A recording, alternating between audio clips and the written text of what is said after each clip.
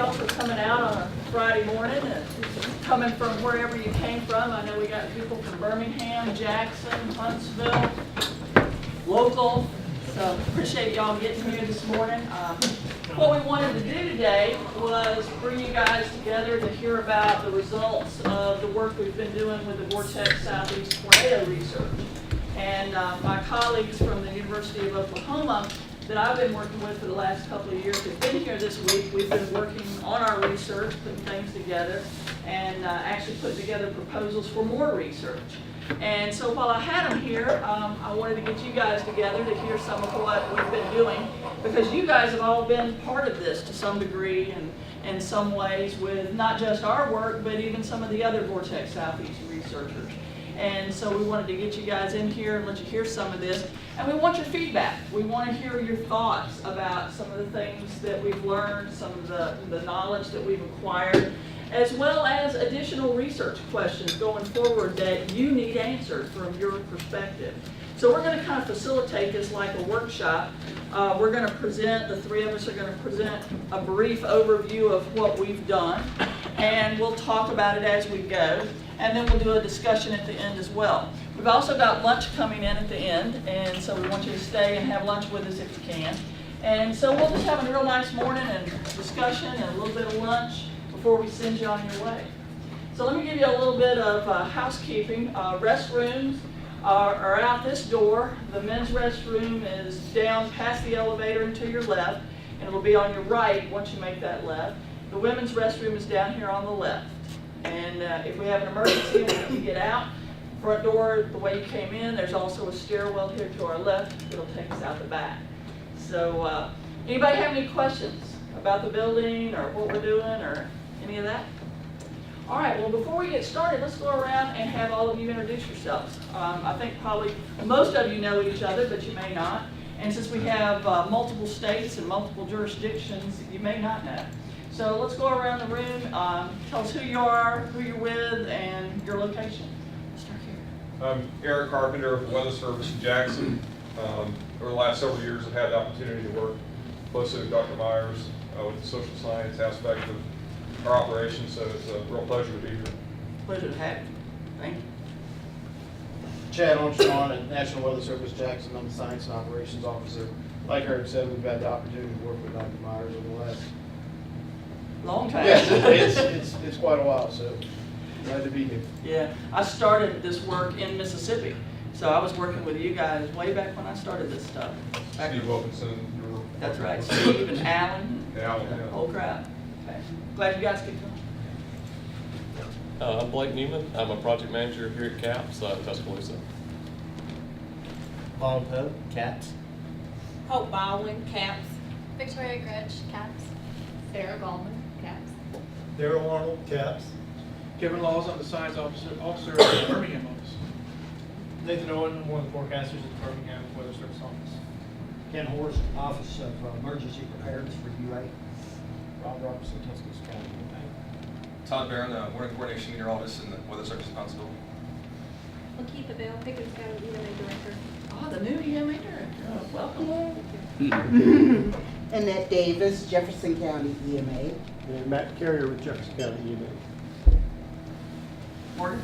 Second. Morgan Kendrick, videographer at CAPS. Chris Darden, meteorologist in charge of the Huntsville office. Sam Contorno with the National Water Center here in Tuscaloosa.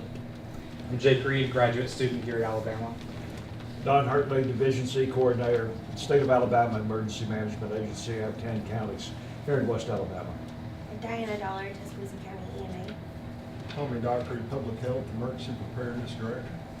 Okay. All right, well, welcome to all of you.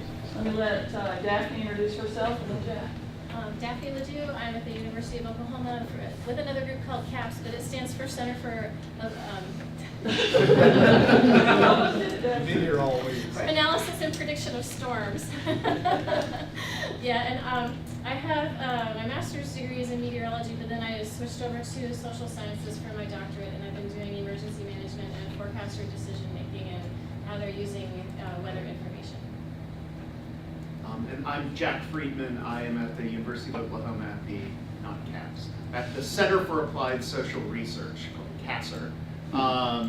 And I'm a cultural anthropologist, and this slice of my research mostly looks at forecasters and their connection to all the other aspects of weather prediction and getting information out to people.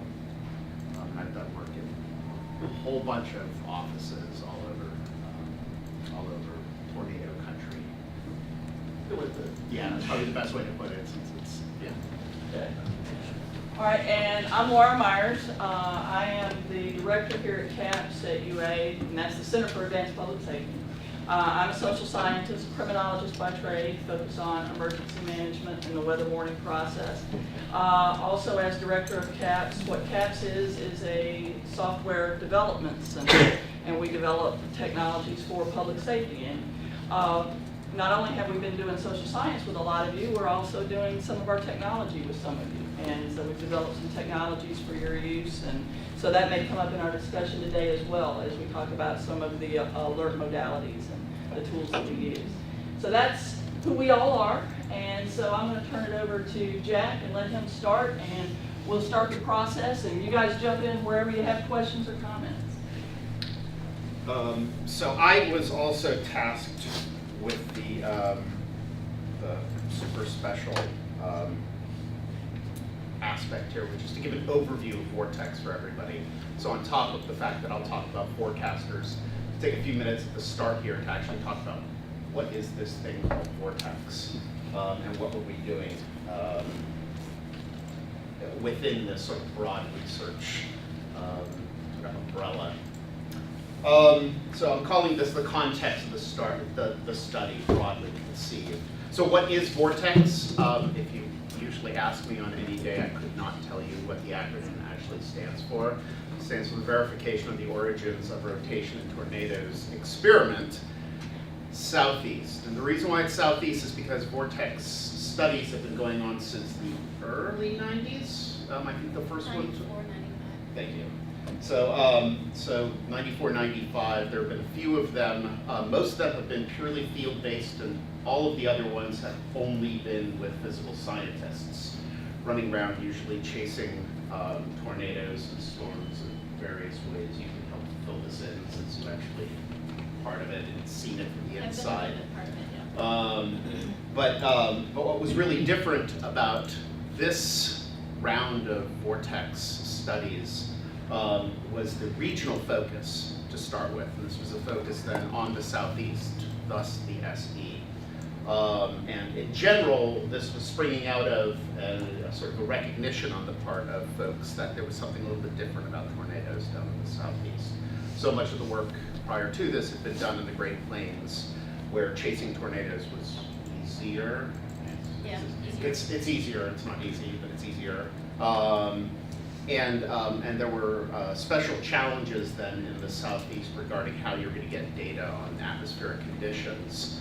But also this was really prompted because of the recognition that there's a disproportionately large number of people who are killed and injured in tornadoes in the Southeast. And the reason for all of this was sort of driven by, or drove kind of the hypotheses for this broader kind of umbrella project.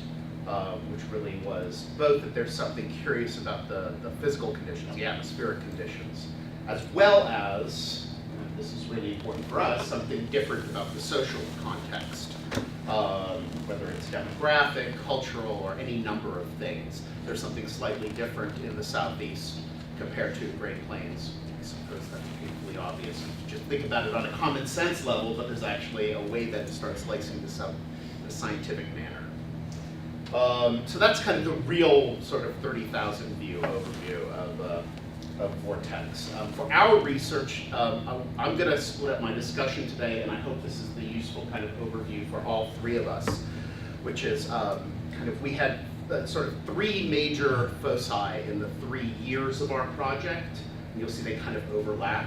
But the first year was really starting off by trying to understand what people actually do. So a lot of this is in situ, so in being present in the offices, at the FOs, at the EMs, at the EOCs, and weren't able to do things in people's households, for instance, but we're able to then capture the context before and after in terms of how they respond, behave, think about what they believe, what they understand happened or is going to happen, things like this connected to severe weather. All of this really was focusing on trying to capture and understand uncertainties. Where are the uncertainties across this big landscape of understanding what happens when you have a severe weather event? The second year of our project, we began diving into something that emerged out of the first year, which was really identifying vulnerabilities. And it wasn't just identifying vulnerability. The normal way people think about vulnerabilities is they think about it in terms of what the public is, how the public is vulnerable to certain things. But we were trying to think through this more broadly. In other words, how does the people understand the public's vulnerabilities? What do they know about them? How do they spatialize that knowledge? What do they do with it? How does it get activated in various ways? So we kind of have two threads here. One which is studying how the public sort of define their own and related vulnerabilities, and then studying what spatially specific, I'm going to keep coming back to that term a little bit later when I talk about this. Spatially specific vulnerabilities are known by forecasters and EMs.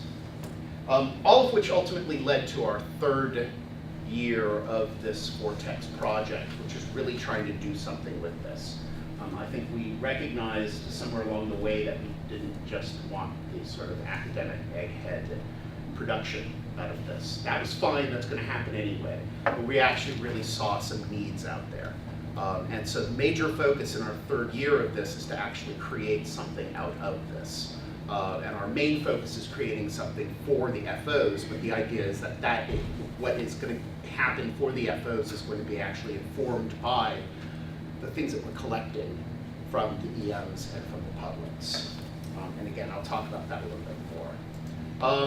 The broad overview in terms of what actually happens in Vortex, the sort of boots on the ground side of this, is that for 2 years, so 2016 and 17, we had a number, so 14 IOPs that we were collecting data on. There were a couple of additional ones that didn't quite go anywhere. What an IOP basically involved was a lot of time spent looking at forecasts and model guidance. And when model guidance suggested the possibility of severe weather in the domain that we were studying, which was northern Alabama, then all of the teams, all of the physical science teams mobilized to deploy from all around the country, where they were all sort of university-based, so people zipping in from Indiana, North Carolina, places like this. Everybody suddenly had to mobilize, get all their mobile radars, various technologies on the back of trucks and zip into the domain in order to try and collect data on the atmospheric conditions.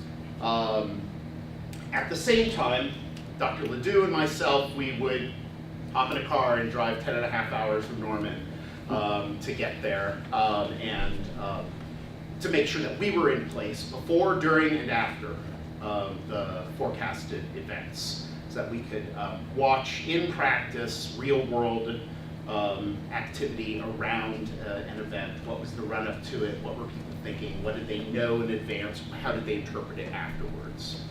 And then in 2017, I had my graduate student, Melissa Wagner, who we also included to do the same thing in one of the television stations in the area. There's some limitations because I only had one person working for me, so we could have one television station. It would be best to have a slice of a whole bunch of them, future research. Simultaneously, Dr. Myers has this whole machinery in place, which she'll describe later on, but in essence was conducting surveys, focus groups, interviews with the publics in and around both the region there as well as connected regions in order to understand what the public understood about events, how they responded to them, as well as a bunch of background stuff, which again, I'll let her talk about. Methodologies generally overlap between Dr. Ledoux and myself, so hopefully this works for both of us. A lot of background interviews with every single, so we did background interviews with every single EM. Dr. Ledoux did that with all the EMs in the entire CWA. I did background interviews with every single forecaster at the office, and then we did pre and post interviews for every single event with every single forecaster who was around and every single EM who we could get our hands on. And then we did the observations of what happens during those events. So we were in the offices doing what we needed to do. So observing, writing notes, and making sure to have little conversations when possible and staying out of people's way because mostly they were very busy. At the same time, we were also collecting a lot of digital information, so a lot of social media activity, things like this that could get communication streams. Okay, so that's sort of the broad background. Apologize if I took a little bit of extra time, but like I said, I'm kind of covering this for all three of us. So I want to focus now on the forecaster side of things. I mean, the one thing I'm going to say in advance, I'm not going to talk as much about the broadcast forecasters here. I would love some pointed questions, maybe during the hour of discussion or whatever we have later on, because I have some thoughts on that, but I don't really have enough time to sort of cover some of those points here. So most of what I'm going to talk about is actually the NWS forecasters. So what we've learned about forecasters, this is 3 points out of dozens that I can tell you about, but I'll talk about these 3 points because they come together around what we're doing now in this last year to try and actually produce something that's of use to the Weather Service. So one of the big things we did was develop a concept map of uncertainties throughout the study region, and I will lay that out in a moment, what that means. We also sort of gained some insights on social construction. But ultimately what this means is that you can see a lot of variation across a lot of people in terms of how they understand the event before the event and how they understand the event after the event. And usually those correlate with things that you can actually understand why they're happening.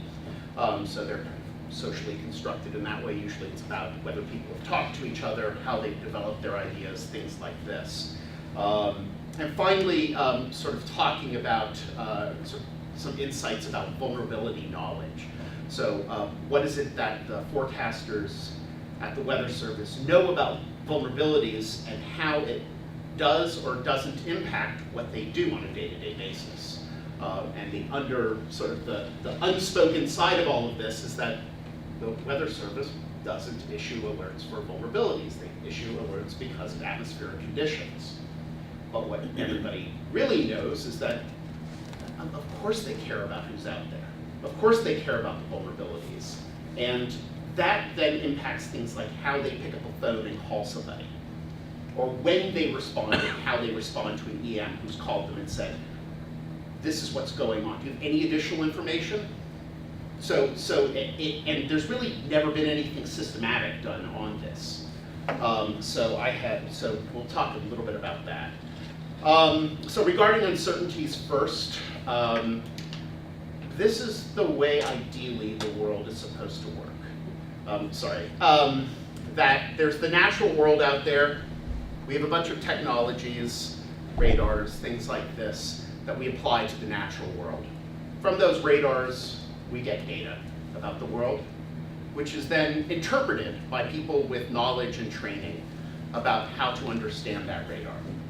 That then gives them some sort of knowledge about that specific event. And then something happens to create a forecast. So it's all brought together and it's kind of a processing. And it's probably not very linear. There's a whole bunch of stuff. There are conversations about how that forecast is going to look, things like this. But a forecast comes out, that forecast is then communicated, and then it helps shape the behavior, activity, response, and preparedness of the public partners and consumers. Does it actually happen that way? Not usually. This is the ideal scenario. And sadly, sort of that ideal scenario is often what guides policies and the expectations then of people's actual behavior. The real factor that simply doesn't come in here is nobody factors in how do you deal with uncertainties within this whole system. There are uncertainties throughout, cascading through every little bubble and every little arrow in here. and rarely are they actually identified anywhere in order to sort of figure out what to do about all of these uncertainties. This kind of a model, what I term sort of a deductive model, which is kind of a top-down, oh, this is the way it's all supposed to work, often creates unrealistic expectations, both within the Weather Service as well as from other people who are looking to the Weather Service for information. And if this is not the way it really works, this creates a profound sort of problem in terms of the expectations and in terms of what the output will be, frustration with everybody. And instead, a better way of thinking about this is what we term an inductive approach, which is you go in and you start talking to people, and you quickly find out what they think in terms of uncertainties, in terms of how there is or isn't a connection between, you know, the radar data and the data that you're actually using. Any number of things, and this is especially the case with numerical model guidance. But what this demands then is both listening to and observing forecasters. Because if you just go in and do blind interviews, you know, I can go into anybody's office here and do an interview. It's not necessarily going to tell me much about what you do on a day-to-day basis. You're not trying to deceive me, I hope. But really, it's not going to give me the flesh on the bones. You have to observe it actually in action also. And so all of those things ultimately helped us produce a concept map for to understand uncertainties. Now I'm throwing this up here. I don't expect you all to memorize it. We've actually updated it. We've started tweaking. Some of you have seen this already. But the whole point here, I'm throwing this up and it's a mess, right? But the whole point here is this is the way that uncertainties actually cascade through the system. And we continue to talk about this and keep adding to it and tweaking the language of some of them and adding a new box and trying to understand more and more. This is the inductive side of all of this. We are still gathering the data to understand the model itself.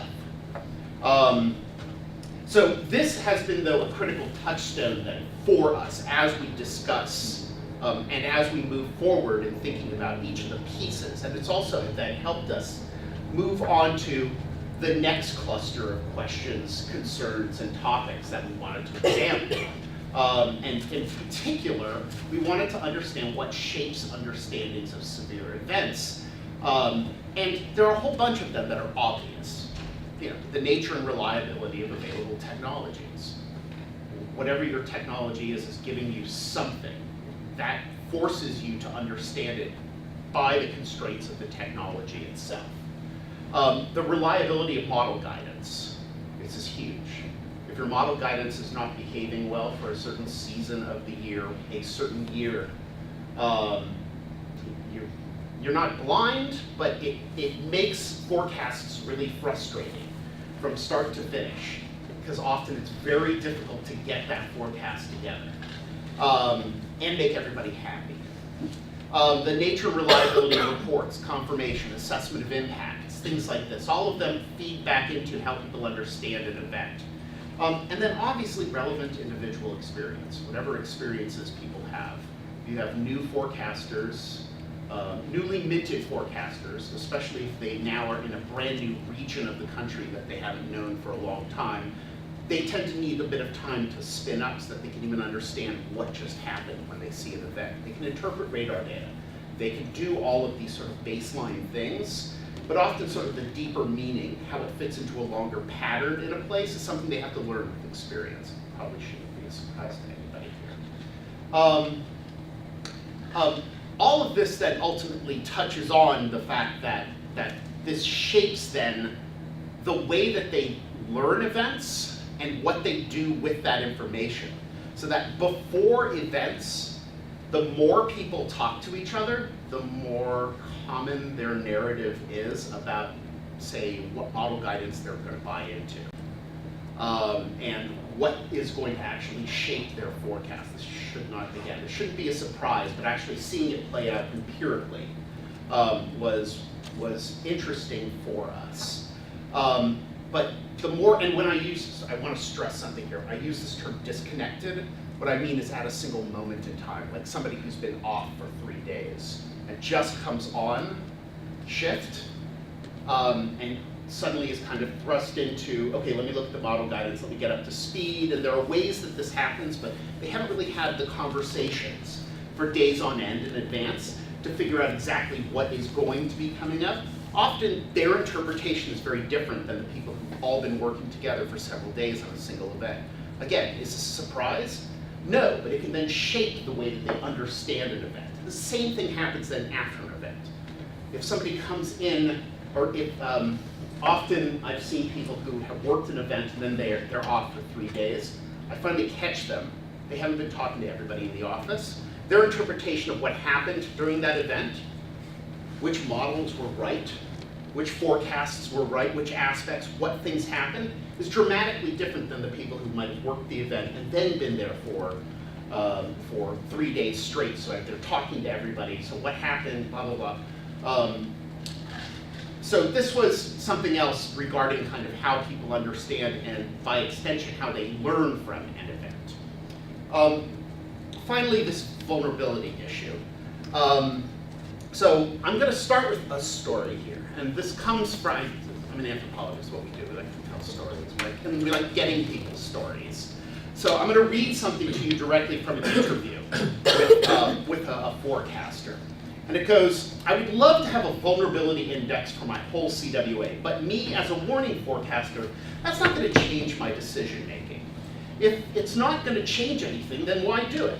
It's like, I don't have a very good answer as to why, but I feel like it allows us to connect to the community a little bit better, at least to connect to our emergency managers better, to understand what they're dealing with, since they know their vulnerable populations. Like, maybe it does provoke some sort of pre-action before an event, where you're cognizant of, if you're talking about a tornado event, these areas are going to be more vulnerable, so here's how we can help them in advance, a day or two before. Or if it's flooding, then, so I don't think it helps us during an event, but from a pre-event standpoint or a post-event standpoint, if we know where our most vulnerable places are, maybe that's where we go first. We can't provide a lot of help, but maybe we can get that information out there a little bit quicker. So first I want to start with, all of this was, even though you see a couple of dots in there, this was all stated in, whatever, 3 minutes in the middle of a conversation. It's hard sometimes to see these things, but the first couple of lines are all about why it doesn't really matter about vulnerability information. You can give me all of that, but it doesn't affect my job. By the time you get to, at least to connect to our emergency managers, suddenly the person is going, well, okay, I guess it does matter a little bit. And suddenly by the time you're a couple of lines down, it's saying something very specific. Maybe it will help pre and post event. I can kind of see how knowing this stuff would actually help me to connect to my emergency manager. So I'm going to show you another slide, which is more of an interview from the same person. And this is about 10 minutes later. And the person says, one of the forecasters in the office, who'd been there for many years, that's not her words, but it's kind of his description of this other person, associated a certain flood level with a certain risk to the population. Because of that, rather than just issuing a flood warning, he picked up the phone and called the emergency manager. The inflection in his voice changed. You could tell that it wasn't just run-of-the-mill flooding, but it was, hey, this could exceed record flooding. You know, it is helpful. You know, on April 27th down in Birmingham, we knew where the Tuscaloosa tornado was going, and we knew the vulnerable populations down there. We saw it going into a very low-income area in northwest Birmingham. And it was like, just in the change in your tone, it gets the emergency managers, I think the word there was attention. The person kind of trailed off for a second. It's not a greater sense of action, because they're still going to do it. But it's still, so here is this sort of recognition that even in the middle of an event, this person could report back to me and say, yeah, our vulnerability knowledge actually does change sometimes what we do. We will pick up a phone. We will do other things. So despite beginning with kind of a narrative that says, knowing something about vulnerability doesn't really shape the things, the products that we put out, Instead, the person is saying, well, it could help us. It could help us connect with our emergency. It could help with pre and post. Oh yeah, and it could help with the actual event, which is pretty much the whole shebang. This is something that I also observed then during actual operations, when people were picking up the phone, when they were responding in certain very specific ways when they were getting inquiries from EMs. So in essence, what this showed us was kind of the unacknowledged role of vulnerability knowledge. So knowledge of vulnerabilities across a warning area can influence the issuance of NWS products, but that's not my primary interest or goal here. When it does, that's not really what I'm most interested in. What I'm most interested in is other forms of communication. So it's knowledge of vulnerabilities shape critical informal communication. And I'm going to call informal communication not a big blast out. Even something on NWS chat I think of as more formal than picking up a phone and calling somebody or taking a phone call. I guess we could figure out where the lines are for formal and informal. But all of these things are affected by the knowledge that forecasters have about their local vulnerabilities. The problem is that there's no standardized way of acquiring this knowledge, of sharing this knowledge, of adding to this knowledge, or confirming this knowledge, because sometimes it could be wrong. Especially for spatially specific vulnerabilities, and I'm going to keep coming back to that term in just a second. What I mean by spatially specific vulnerabilities is there's a distinction here between a vulnerability that crosses your entire area, which that's not spatially specific at that point, and something that you can pinpoint on a map. So the common narrative is, what are the vulnerabilities in Alabama? Well, one of them is manufactured housing. Okay, it's always vulnerable to tornadoes. That's the problem. It always is. Okay, where is it? Well, it's everywhere in my CWA. There's no place that doesn't have a whole bunch of them. At that point, it's hard to be a spatially specific vulnerability. In other cases, though, you can say, here's a big cluster. Or there are other kinds of spatial vulnerabilities, like here's a cluster of folks in manufactured housing who also are monolingual Spanish speakers, and we have no way to communicate with them. That is spatially specific, so you can put a sort of bubble around it and say, okay, if you've got an event going toward there, you've got that bubble there, everybody will now know about it. If you want to pick up the phone, now might be a good time to pick up the phone. So that's ultimately where we're going, and this is my last section. 7 minutes over. I know I started at 10, so I had to get that intro stuff. So we're not just doing research, but attempting to produce something that'll help the operational setting. We're trying to create a tool to standardize quality control and make accessible spatially specific, actionable vulnerability data to forecasters. This tool and knowledge base will improve linkages between forecasters and their partners. The idea here is that the tool will improve this informal communication that goes on between forecasters and partners. And ultimately, this tool is called the Brief Vulnerability Overview Tool. We came up with that name. Somebody came up with that name. I'll take full responsibility. And ultimately, the goal is to provide an orientation to the landscape of spatially specific, actionable vulnerabilities across the CWA to new forecasters, but it will also be useful for all forecasters. And the idea is ultimately for those who are NWS folks here, it's a layer in your AWIPS that you can fire up, but nobody will force it on you.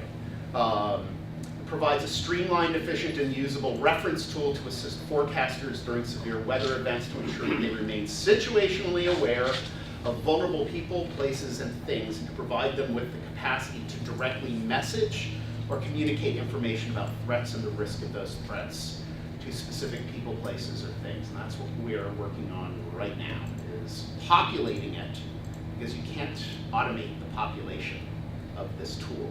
It has to be built for the particular CWA you're in. Nobody said it was going to be easy work. So we're currently doing that. I have been gathering all the vulnerabilities. vulnerability knowledge as I can from forecasters. Dr. Ledoux is gathering it from the EMs, which, as you can imagine, narrows the scale, the spatial scales. You get a lot of specificity then within any single county, as opposed to often the forecasters have broader general things that they know and some specifics. And bringing all of this together into something that ultimately is a layer for forecasters and is useful for forecasters. So, thank you. I'm going to do Q&A at the end, or We can do it if anybody's got a pressing question right now. Do you see that communication as a back channel type communication? is back channel good or bad? No, I'm not. I think it is a good, and I think it's good. I think it's essential. And I know it's already happening. It happens all the time anyway. It's just it often could be done in a way that is more useful. Every single forecaster has it already basically right in front of them. Because I mean the reality of, and I feel like I'm really going out on a limb. You guys can throw things at me, you NWS folks, if you don't like what I'm about to say. But in the middle of an event, there's so much cognitive overload that the idea that that map that they have up, watching that radar, all they are doing is trying to focus on what's developing there, where it's going, all those atmospheric conditions, kind of what's underneath it has to be almost a secondary thing. Fills in the blanks. Right, but if you have a layer that says, if this track continues in 90 minutes, it could be right around that retirement home. Normally that is the EM's job to do. It still is the EM's job to kind of keep an eye on that. Again, for the EMs here, you can throw things at me also. Normally those are the kind of coordination things, though, that EMs think about. In this case, though, that additional information is not a bad thing for the forecasters to have. If they know more about those atmospheric conditions, and they have a real sense there's something different here or especially dangerous, why not give them the tools to be able to pick up that call? Does it change? It doesn't necessarily change anything, but it can help better inform them. Not that they aren't already well informed. How often is, once this tool is completed, I imagine it's going to take a long time to get all of this data. You can't just simply use Census Bureau data. No. So it's going to take a lot of time to get all these GIS layers put together to create this tool. It's good for 5 years. Right. So 10 years. Yeah. How often is it going to be updated with new retirement homes being built, right, or some closing and things like that? So the idea behind this is not a tool that brings in a bunch of kind of random census data. It really gets populated by the things that the forecasters have identified as vulnerabilities and the EMs have identified as vulnerabilities. And the way we are designing this tool is that it is updated in-house as your own knowledge base to share. So you put a point on a map, and you add to it and say, this is a vulnerability that we kind of might have identified it in the last event. You might just run into, your WCM is running around all the time dealing with local people and finds out that this intersection of those two highways, nobody's talked about that, but it floods all the time. Suddenly, that particular intersection, they have been required to actually, the county has actually asked for state troopers to get posted there because it floods all the time. And nobody's doing anything about it. But that hasn't shown up on anybody's map anywhere. Nobody knows about it, in the office. And so in essence, I have no interest in producing a product that has no longevity to it.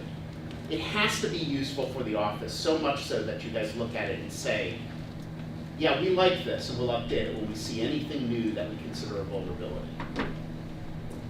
One theoretical, one tactical. So from a tactical standpoint, I think in the trenches of the event, I think it would help to sell. I don't know if you need help selling a product like this, but the forecasters need to be shown value in when they pick up that phone, that some action is going to occur. Like Rob is leaving, and I don't blame him, but if I call, if I call Rob and I say, hey, this thing's headed toward a large Spanish-speaking mobile home park, what's he going to do with that information? I think that would sell this, because like I said, in the forecast environment that you're speaking of, on April 27th, okay? Yes, sir. You have very limited resources, so you want to prioritize what you're going to do. Right. From a theoretical standpoint, how confident, because one thing I've noticed in my experience in the Southeast is how confident are you that it's such a diverse population of EMs, what their capabilities are, and furthermore, I think there's a lot of diversity in the office culture and how they process and use that information. So how confident are you in that what you've studied so far is the norm across the Southeast? That has to be, so this is basically a pilot case study for a single CWA. And what we're going to produce at the end is for a single office. And our next step is to take it to an experiment. So we have a number of things. So next step will be an experimental kind of literally in a laboratory. And then porting it out to 3 brand new sites that we've never touched before. So these are not part of the Vortex, just the background of it is this is a different proposal we're putting together right now in order to make this. Because I mean, this is the kind of commitment that we're putting into it, is precisely to test how much can we use this, how useful is this, and how quickly can we get this spun up in offices all over the place. So that is a great question, and it's a question that we're very aware of, and it's the next step for us. So like I said, this will produce it for one place. I might add that some of the other offices you've been to, you've seen this action taken. Oh yeah. But I think that the issue of the connection and how this communication is done, I have seen this happen in many offices, all these offices that I've been in during events, all over the place. It's not just in one office. But that's not, I think, the issue. I think what you're asking about is is whether or not this broader tool is portable. And I think that's a good science question. That is basically the next thing we test. When you went out in the field and you looked, did you find a direct relationship between the vulnerabilities of a certain community versus, say, the resources that community had to do something valuable with information? So that going back to your first question, whether or not somebody can actually do something with the information, is that what you mean? You could let them talk about that after I show a bunch of examples. Yeah, so maybe, because, so remember, Dr. Ledoux was in the EM offices during these events, and so I think that... But I have examples of the vulnerability data collection. Yeah. Yeah, I'll show. So... If we see some examples of what data we're getting, and then the EMs in the review can help us understand the answer to your question, which I'm not sure. It doesn't feel like it, but I'd like to hear the EMs answer that. Just real quick, I wanted to add, I think it'd be good to make this more dynamic than something static. We do a lot of services for event-based type services, like a big football game or a big outdoor festival. And you see that this could be something that's more dynamic, keeps up with all of that. So it's difficult to keep up. We get requests for doing forecast services for specific events all the time, and there's a challenge there to keeping up with all. If everybody starts requesting our services for a lot of events, but I can see where this would be a good way to make it a little more dynamic. You could add that aspect to it. So by dynamic, I say not It's temporary. so temporary. so that ultimately you can put in points of vulnerability that have a life where you can say this is going to be effective because there are people on this lake fishing at a fishing tournament this weekend. Let's pay attention because we've been asked to do DSS for them. Let's go ahead and right. So yeah, I hadn't thought about that, but that's We're still figuring out how easy it is to have something that's editable, that you can create the AWIPS layer. We don't have that detail yet, but we're aiming for something that would be easy to update. Maybe even in an IWT, once a year, once every couple of years, you could revisit in an IWT or some setting kind of like that, where you have several of your EMs together. And is this all still up to date? What's missing? And then make some edits. So we're hoping it can be very easy to update, but we haven't actually done it yet, so I'll let you know. All right, thanks. So, Jack, and going through this exercise with you about trying to find these vulnerable areas, quickly realize there's a lot of vulnerable areas. I mean, essentially everyone could be vulnerable.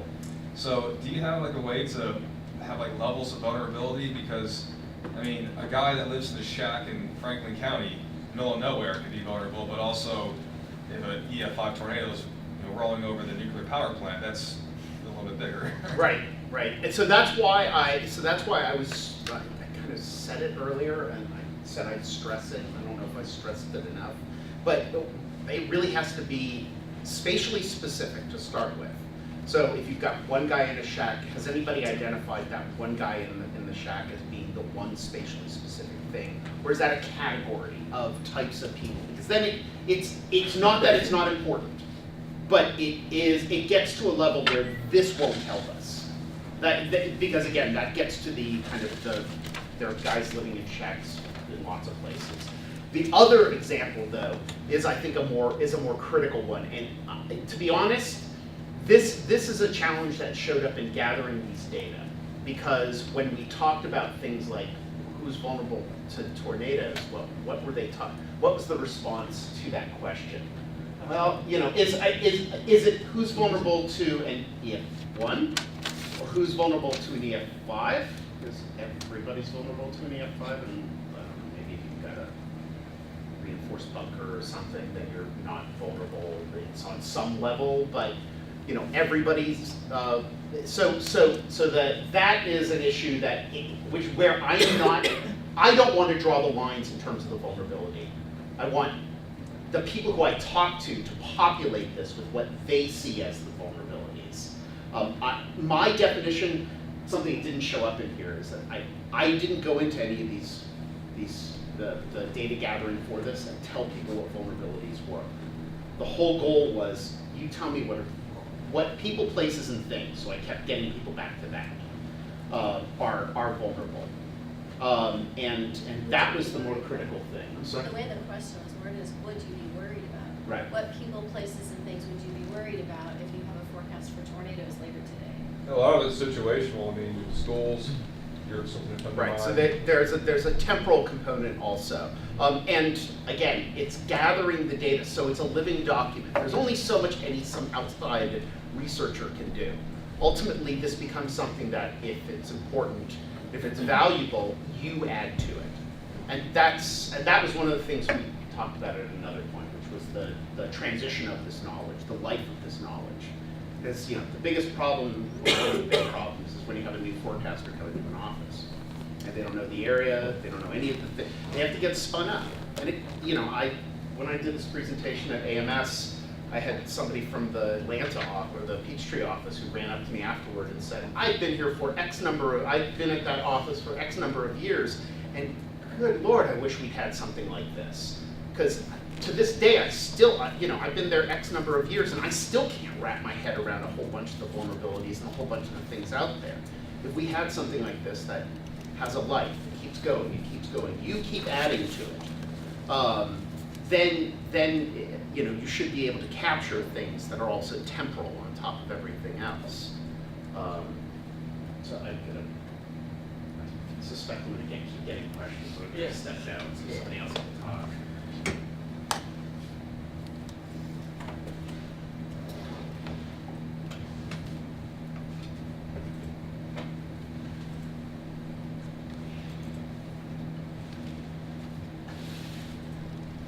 So as we mentioned in when we were introducing ourselves, my focus has been on emergency management, and here for this project with Vortex Southeast, I've mostly worked with the county level emergency management, but in other projects, I was intrigued to hear we have state or public health in the back, because in another project I've interacted with some state health in Oklahoma, and it's very different in some ways, as well as military, National Guard, and a few other types of emergency management, and communications, ESF2. Anyway, so Jack already pretty much covered these. I've done background interviews. I've also, in the second year of our project, I realized that the emergency manager themselves knows a lot about their community, but they're not necessarily making all the decisions that are being made. Schools are actually making decisions for themselves, so fire departments, law enforcement, et cetera, hospitals, spotters. And so I started to expand, and I've got some data on those groups now as well. And then participant observations is a fancy term for going into an EOC during an event and being part of what's happening there. And as Jack mentioned, I'm kind of to the side, but they know that I have radar on my computer. So they'd ask me questions, and they know that I have a background in meteorology, so they'd ask me questions about the weather too. And so, for example, Chris, on the high-risk day in April that we had, and you put something in chat, I mean, you pretty well said what needed to be said, but since I was there and they're looking for confirming, I don't like what you said, because what you said was like, this all looks like it's really good and it's gonna come together. He looked at me and he said, what does that mean? And I said, that's not good. Yeah, so I interact with them some, but I also try to just stay out of the way and see what's happening. And then Jack's been talking about the vulnerability discussions. And so now I've got 15 directors because one retired and moved, and so there was a new director over the period of time we've been interviewing, and then 18 others from EMA offices, and the deputies, officers, GIS specialists. Talked with one regional emergency manager here in Alabama, and then you can see 4 fire departments, 4 school districts, 1 public works, and 1 hospital. And so this is one way of kind of looking at what's happening here. We've got spotters in the Weather Service providing information to emergency managers. They're also getting information from law enforcement and other groups that are telling them what's happening in their area. And then, especially on edges of county warning areas, they're looking at other Weather Service offices. So it's been more in North Alabama, not Jackson, but Memphis, Nashville, Birmingham, and even at the Atlanta office, Peachtree City, for the EMs in the far east part of the state. They also have weather apps, radar data. Most of them either had Barron's, ThreatNet, or something else, and things like that. And then, of course, upstream counties. And then the EMs are distributing a lot of information to their local community, not just to these 4 groups, but these 4 are ones that I've started to talk to. So, several things that I've seen in there which I thought was interesting and important. Timing might even be more important than severity in a way, because the timing affects the decisions that are being made, and the severity is important, but the timing. So you're laughing, and you probably get a lot of people like, when is it going to hit me? You do, but it's interesting, Yes. we had a workshop with a lot of our EMs yesterday, and we did an exercise to get at key decision points they make, and that was a resounding theme, timing, Yeah. it's amazing, and so we looked at each other, and it's like, you're just reaffirming what you are we were hearing, told, yes. So the time frame is important. They do want to know the likelihood of a tornado watch here in Alabama because the EMA offices have to open, and if there's a tornado watch in effect. And then a few have other things they trigger for opening, but it's not as a tornado watch opens the EMA, and it also opens tornado shelters if that county has public tornado shelters. And so they'll be getting lots of phone calls of like, when will the shelters open? April 5th this last year, that was a high-end forecast, and so the public was very aware of that threat. So even by 7:15 or 7:30 in the morning, they were already calling the EMA office asking, when will the shelters open? That's part of why the EMs ask you, when are we going to get a tornado watch and when will it be? It's because they're getting all these questions into their offices about, will you open the shelters? What time will that be? So that's from the public, but then there are all these other decisions being made, like for schools, will the school be in session? Will the school close early? All that sort of thing. So with one of the challenges temporally is preparation requires being able to anticipate a severe weather event. And one of the challenges you have here, maybe more than in Oklahoma, is that you have a lot of marginal situations where maybe it'll be severe and maybe it won't. That seems to be more of a challenge here. I could be wrong about that. So preparation, ideal time, so weekends get in the way, people go home. And with the pre-post interviews that Jack mentioned, I had much more trouble conducting those with EMs because it was fairly likely that a severe weather event hit, either the pre was on a weekend or the post would have been on a weekend, and they're not in the office unless there's something that happened, and we didn't get to see a whole lot happen. This last couple of years, you've had a very quiet couple of years in North Alabama weather-wise.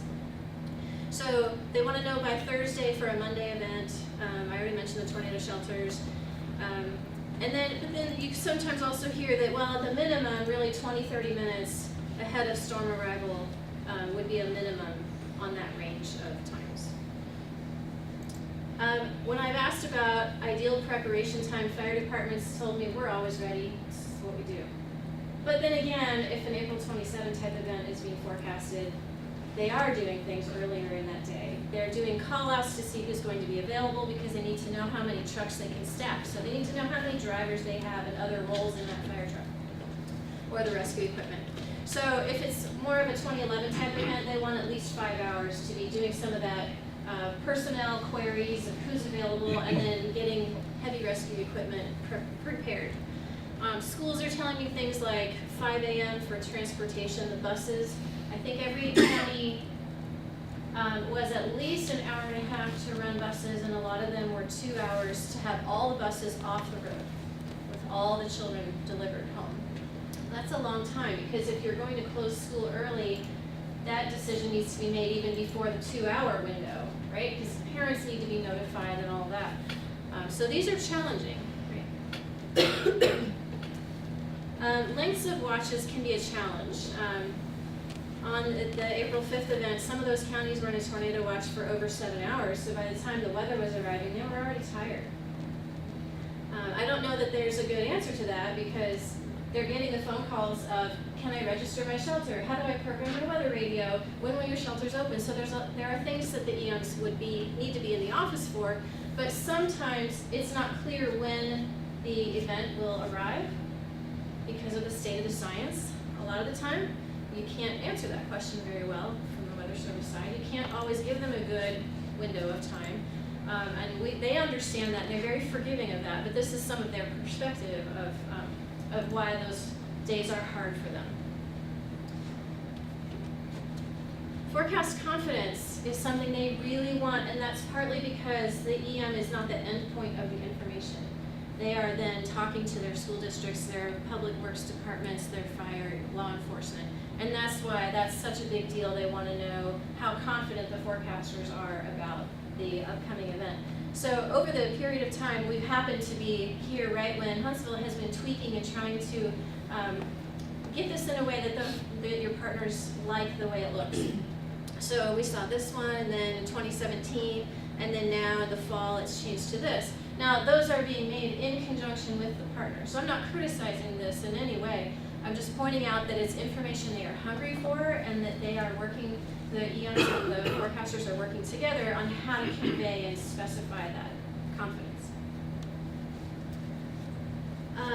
Both null events and no notice events are challenging. So no notice is something that all but 3 of the counties mentioned to me as these kind of grate on us. No notice events. So there wasn't something forecasted, or well, we might have thunderstorms, but we really don't think they'll be severe, and that ended up being wrong. I mean, this is the state of the science, right? But those are harder because if the EMs are not prepared and other groups are not prepared, then they are instantly in response. They didn't have the chance to prepare if the forecast wasn't in place. So no notice events are challenging.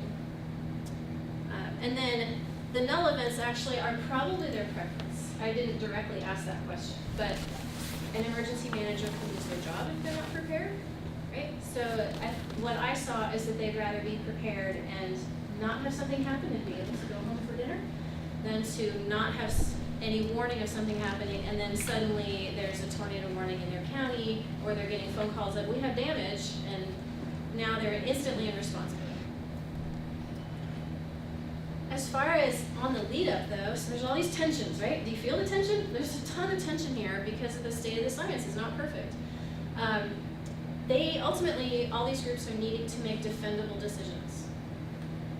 So being able to say, well, this was the best we knew at the time, and this is why I made the decision I made, and it's defendable.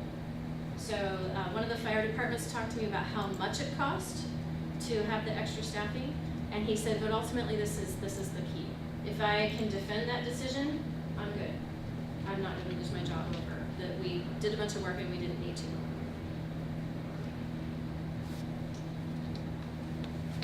So one of the things that I've also been looking at is how emergency managers are adapting and when they're doing something other than just what you would normally expect. So there's a forecast, they act on it, that's something you would expect. On the no notice events, for example, they have some adaptations that they have developed. So one is if there's suddenly a severe thunderstorm warning for the county near them, some of the EMs will go into the office at that point. They'll do a low-level activation of their EOC. They don't want to be caught at home at that point when severe weather might be moving into their county. So this would be a kind of a day where there's no watch out, and then that first warning was kind of a surprise. Something got a little bit more severe than you thought it was going to. So that's an adaptation that they do. When they're at the edges, especially of a CWA, they are not just looking at your forecast, but they're looking at the CWA beside that's right over the county border from them. And that gives them a better idea of the way they do it in sort of a simple way of like, they sort of average what Birmingham's putting out versus what Huntsville's putting out. It's like, okay, so maybe it's going to be somewhere in between for me. That helps them with this sort of even just the mental anticipation. And if a no notice happens, they're more ready for it because mentally they were thinking, well, we knew Birmingham was going to have severe weather, but it didn't look like it was going to make it to Huntsville, but it did. And then they are watching TV messaging. There's a lot of reasons for that, but one is for more ideas of what's possible. And then one EM quietly showed me, like, there's this guy at Redstone that puts out these emails, and here's the email he was sending out. So, you know, it's just some guy who's a weather nut, and I'm not clear on what his background even is in weather, but they look at it, some of them. Some of the others in the office didn't mention they even get those emails, but one guy, there's just a bit of information. They talk to each other. Who was saying that, the forecaster or EM? The EM was showing us. So the EM was, the National Weather Service message, whatever you are putting out, is an authoritative message, and it's defendable. This was what the Weather Service said. Rather than TV stations we know can sometimes go for hype. I heard about one TV meteorologist who is no longer in the Huntsville market, but he apparently had been interesting. I heard about him from several different EMs. We're so glad that person's not here anymore. Hype, right? I'm from Oklahoma. We know hype. We know hype. Oh my goodness, it's eyeballs on the station. It is ratings, and it's a big, huge deal. So they cover weather like we're not believe out there. But that's not as big of a thing out here. It's more subdued, which is nice. Anyway, but. I was going to say, yeah, okay. Well, you gotta come out to Oklahoma during severe weather sometime. Daphne, just quick, the part you made, you touched on and referenced the no notification part. Yes. Is you basing that on a watch? No, so a no notice event as they define it would be, there was not an expectation of severe today, but we got severe. So they felt like they had no notice. It could be an outlook or a watch. No, yeah, right, no watch. Usually, occasionally they would call it a no notice if it was severe but a tornado happened. But the more likely was that it was marginal enough that SPC didn't have a watch at all. And then there's some kind of circulation or wind damage or something that happens in the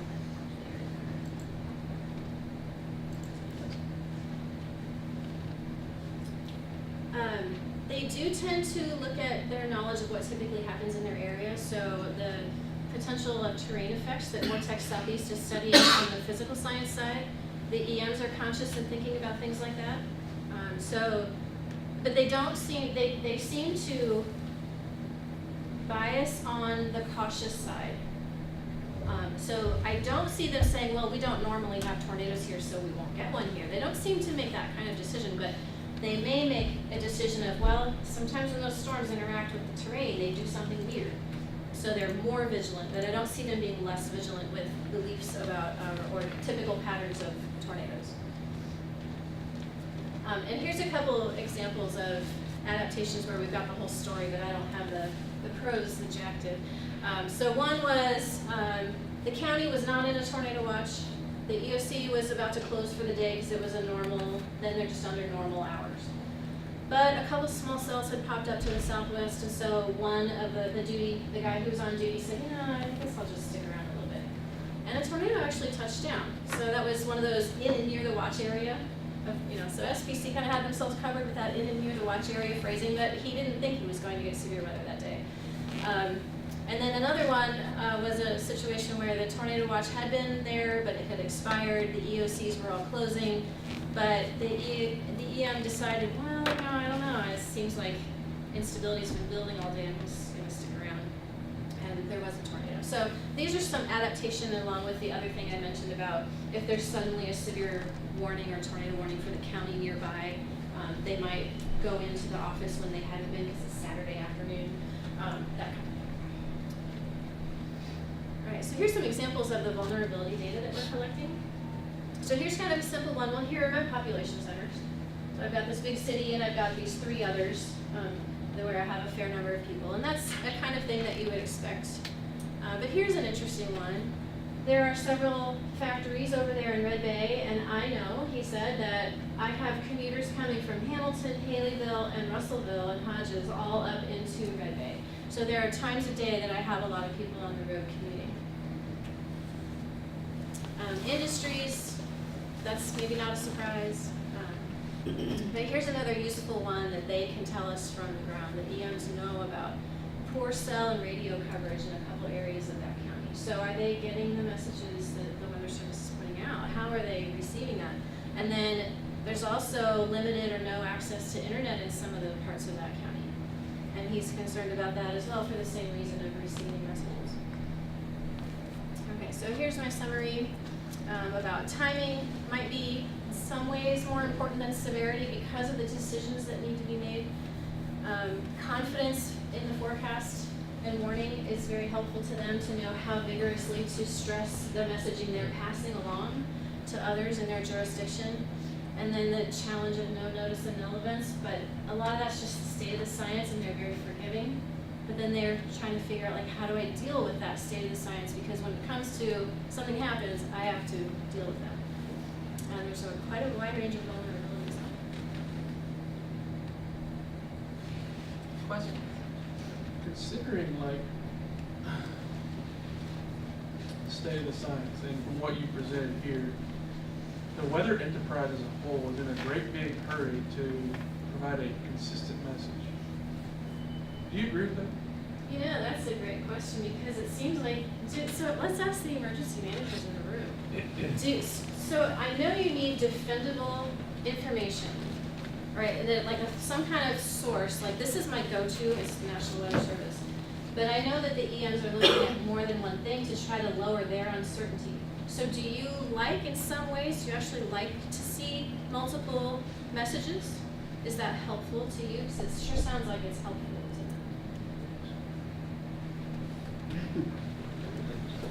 Multiple messages help confirm. They help confirm. Especially the rural emergency manager that doesn't have a lot of resources. Does it in a weird way make it, does it provide you with, say, does it provide you with more scenarios? So in other words, it makes it more probabilistic for you based on your own experience with those particular entities that you're going to for information? In other words, does it give you a worst case scenario, does it give you a scenario that you get to choose from to make your decision?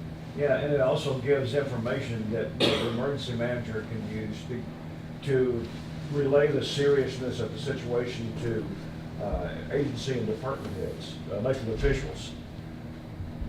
Because sometimes it takes more than one stream of information to get through thick skulls with some of those people. Yes. But I would also probably say that consistency does matter a little because we've got such a large dependence on the TV meteorologist. And so we'll get a lot of phone calls that says, well, one person said this, but the other guy on the other station, he says it's not going to happen. So what can you tell me? And so we kind of get that little bit of confusion sometimes because of that dependence on the TV guys. So consistency, but not necessarily the same exact message. Yeah. Like, not like, well, it's gonna be widespread EF5s versus, oh, it's marginal. Not like, maybe not extreme inconsistency, but not exactly, we're saying the exact same thing. Right. Okay. Does it help you with more of the range of what might happen? So ultimately, every decision is deterministic in that you either close the schools or you don't. There's no in between. You can't half close a school. But when you're making that decision, kind of having that range is like, well, the forecast is this, but it could be that, and then you're making maybe a risk decision of what your tolerance is. Is that a fair way to, so you're not making that bigger school is? Right. I would say that when we give them the information, that's kind of how we present it to them. Here's what the forecast says, based on what's happened in the past, or based on conversations that we have with the weather service in discussions. You know, here's what could happen, and then they take that and they make their decisions based on that risk. And they definitely take that into consideration, and you give them a best case or a worst case scenario on a day when the uncertainty is high. And a point of major debate right now in the school situation is, would it be safer to keep those kids at school than sending them home to a double wide? Right. Or, because especially in rural counties, many of those kids don't live in anything but manufactured homes. And also the traveling that you mentioned with our employees. They're from all over different counties, and you've got a time frame there to where you need to make that decision to just stay put. And it's still an unknown. So you were talking about, and Kevin kind of mentioned too, about potentially like a range of forecasts, and I'm seeing a lot of weather service offices now in their briefing packages put out like, here's a low end scenario. If everything doesn't come together, here's what's going to happen. Here's a median scenario, or kind of a most likely scenario. And here's a worst case scenario based off this forecast. Has any of the EMs you talked to kind of mentioned that as something that they're taking all this information and they're just kind of taking an average of this information, or are they basing their decisions off, okay, here's what this guy's saying, it's a potential worst case scenario, so I'm going to plan off this? So what I'm hearing, unfortunately, I haven't studied EMs that are getting that, like from Boston's weather service, or so I don't know about that from the weather service itself. That'd be really cool. I'd love to know how the EMs are using that. So what I see is, let's say for example, the weather service is saying we probably won't have tornadoes today, and that's your forecast is no tornadoes, but maybe you've got one rogue TV broadcaster saying there will be. I think the decision, so I haven't actually seen it happen, but I'm pretty sure the decision they would make is the weather service is our authoritative go-to. So we're going to go with that. But I'm going to keep a vigilance today on what's happening. I might go into the office if it's a weekend. I might stay in the office if it's after 5 p.m. just for that possibility that they might kind of navigate the decisions that way. So they don't really activate, but they're trying to make sure that if something happens, they can be on it fast. Because you guys can be wrong. Everybody can be wrong. And the one thing that makes it so, when you're talking about a county or a school, you've taken the general uncertainty of the weather forecast and you've magnified it to that spot.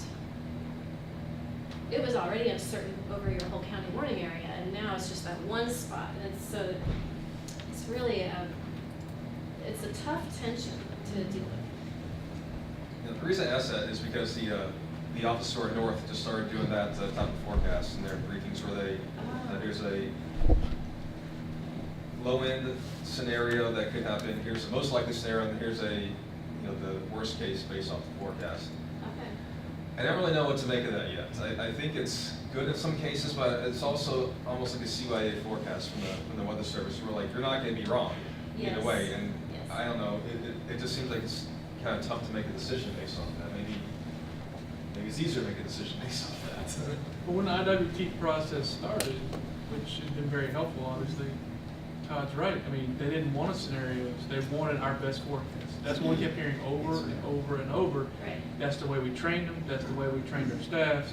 So to make that sudden change without, off to the north, without that information, Right.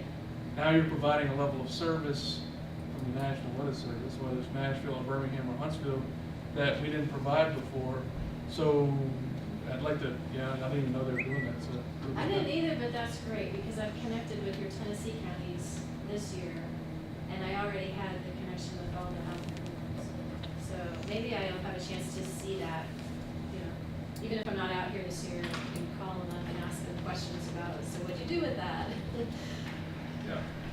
We can talk offline about that. That's kind of all the can of worms we're dealing with right now. Yeah, and I should probably be careful to say that I don't know that every EO wants all of the scenarios. So I don't know about those of you in the room. Ultimately, you have to make a decision, and you might just want clear, like, this is the thing, the forecast that I'm using. But there are certainly some, at least, that are interested in keeping an eye out. So what are the other possibilities here? And one of the factors that impacts that is that one person office, and is that one person in the office, does that person wear more than one hat? Yeah, I haven't seen that here, but in Oklahoma, I know that's a We have several. You do have some here, okay. Well, I found in Jefferson County, multiple sources of information are good, but they can cause, uncertainty. And nobody wants that, as we've already said. So we usually then fall back on the go-to authority, which is the National Weather Service. We rely on them heavily.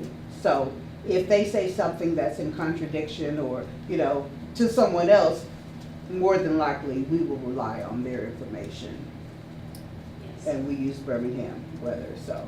Yes, that's what I see in Mhm. Alabama as well. Yeah, it's a clear, defendable decision Yes. by a group of people that has nothing at stake except trying to do the best possible forecast. Right.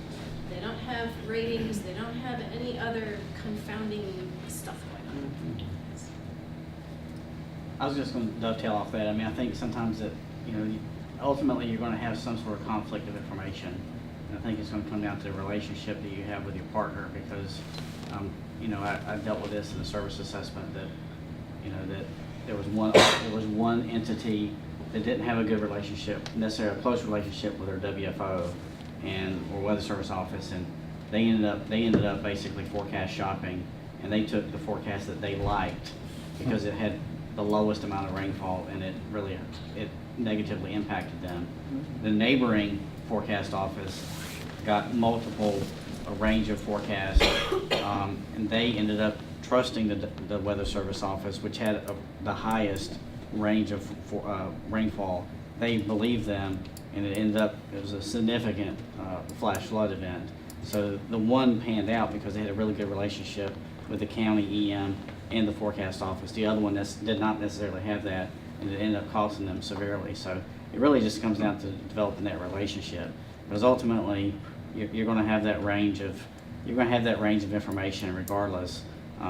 Sometimes it may even be internal, as kind of Kevin I think was kind of alluding to that. Because ultimately you're getting these updates, you're getting these rapid updates. We're going to try to get the best information we can to you, but there's inherently going to be some uncertainty involved.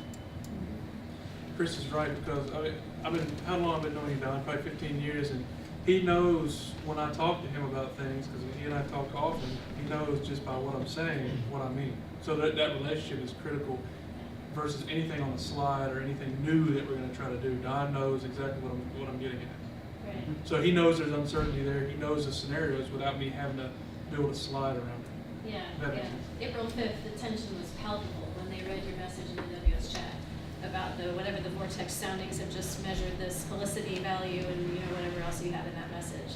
The tension was palpable because of how that was communicated, even in chat without the voice, just the words and the fact that you put it in there and you put meaning on it. You didn't only give meteorology numbers, you put meaning on it.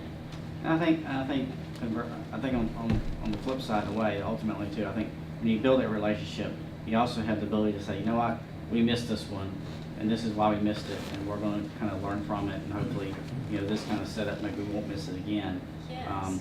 when you have that relationship, you have that trust, you have that understanding that, hey, like you said, we're not gonna get it right every time, but, you know, our goal is to try to learn from the events that we don't get right, and maybe it's an event where it is a false alarm, or an event where hey, it developed and we missed it, but we're gonna try to learn from it and get it right the next time. I heard that from an EM in December as well. I was back out here to meet with all the counties, and one of them had the same situation for the EM, that something was missed, and was there blowback from your community? You know, were people mad about that? Like, oh no, because we came right out and said, we missed this one. And then people were like, okay, yeah, you missed it. Because I think people inherently know the weather's pretty uncertain. There's all those jokes about the meteorologist and you get to keep your job even if you're wrong half the time. You know, everybody has that joke. They all know that joke. There seems to be some tolerance to the uncertainty. Something that significantly increased the confidence level of the Birmingham WFO is how they've been able to reduce the amount of tornado warnings. Less false alarm type warning. It's really ratcheted up the confidence level, and whenever a warning is issued, this is probably a pretty serious situation. It's not just a CYA tornado warning. And you know, I've seen that with my directors in my division and directors in other divisions of the state of UMA. Okay, interesting. Yeah, so they've actually voiced and noticed the difference? Yeah, there's been a considerable drop, and they noticed it, you know, right away. Yeah. So I wondered if the false alarm goes down, mathematically the POD has to also go down, but that's not happening. Or your lead time has to go down. Something has to go down when false alarms go down. Harold Brooks just laid it all out in a seminar on Tuesday afternoon. I'm his worst nightmare. Our POD actually went up at the time, and the lead time did go down, but it wasn't due to the false alarms, it was due to storm mode. Oh, mode, yeah. Storm mode changes, then the lead time does go down, so. Well, I would say that I think inherently, if your false alarm rate goes down, I think your POD for the low end tornadoes is going to go down. I mean, like zeros and ones. I don't see. I mean, like the reality of it is it's hard to detect the zeros. Yes. If you're going to be driving, if you're going to drive 2-3 hours to survey of zeros, and truly document all of them, you know, you're going to miss some of those. But the reality of it is if you're going to try to warn for all of those, then you're going to have an astronomically high false alarm rate. You're just going to have. And like Don mentioned, you know, the reality of it is for life-threatening events where you want people to take action, the EF2s and greater, you know, if you issue a lot less warnings, when you actually issue a warning, then people are going to take action. You know, so I mean, statistically, we issue a lot less warnings too, but for our, you know, we have missed more EF zeros. I mean, I'll be honest about it. We missed more of those. Yeah. I think a classic example of that was back with the Enterprise tornado at Enterprise High School. That was the 5th tornado warning of the day when it actually struck the city and the school. And there was so much controversy that came out of that. The national news media descended on it. They were, why were they still in school? Why weren't they at home? It was the 5th tornado warning of the day. There had the lead time on it was there might be tornadoes, but there wasn't a forecast of a major outbreak or anything. So they went on and went to school that day. Well, they got caught in a situation where there's one tornado warning after the other.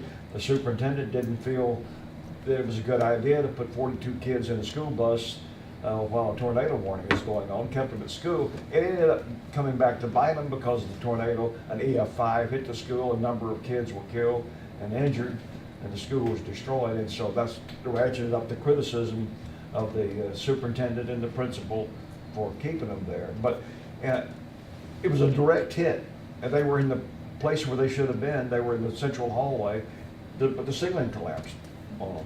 Structural issue. Yeah. Don's right, the big stat that gets overlooked beyond false alarms is the sheer reduction in warnings that are put out. The reduction has been dramatic in just the number of times we're asking people to take action. Which the tornado warnings in our CW are down 73%.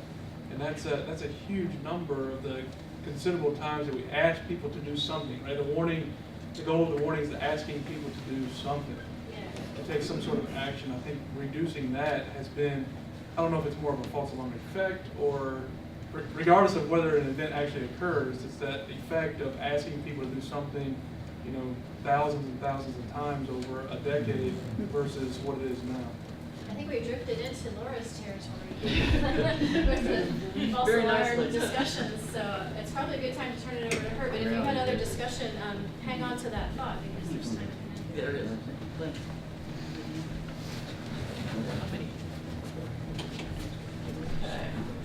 All right, so I'm going to talk about the public perception part of all of this process and how they perceive the warning processes that the weather enterprise does.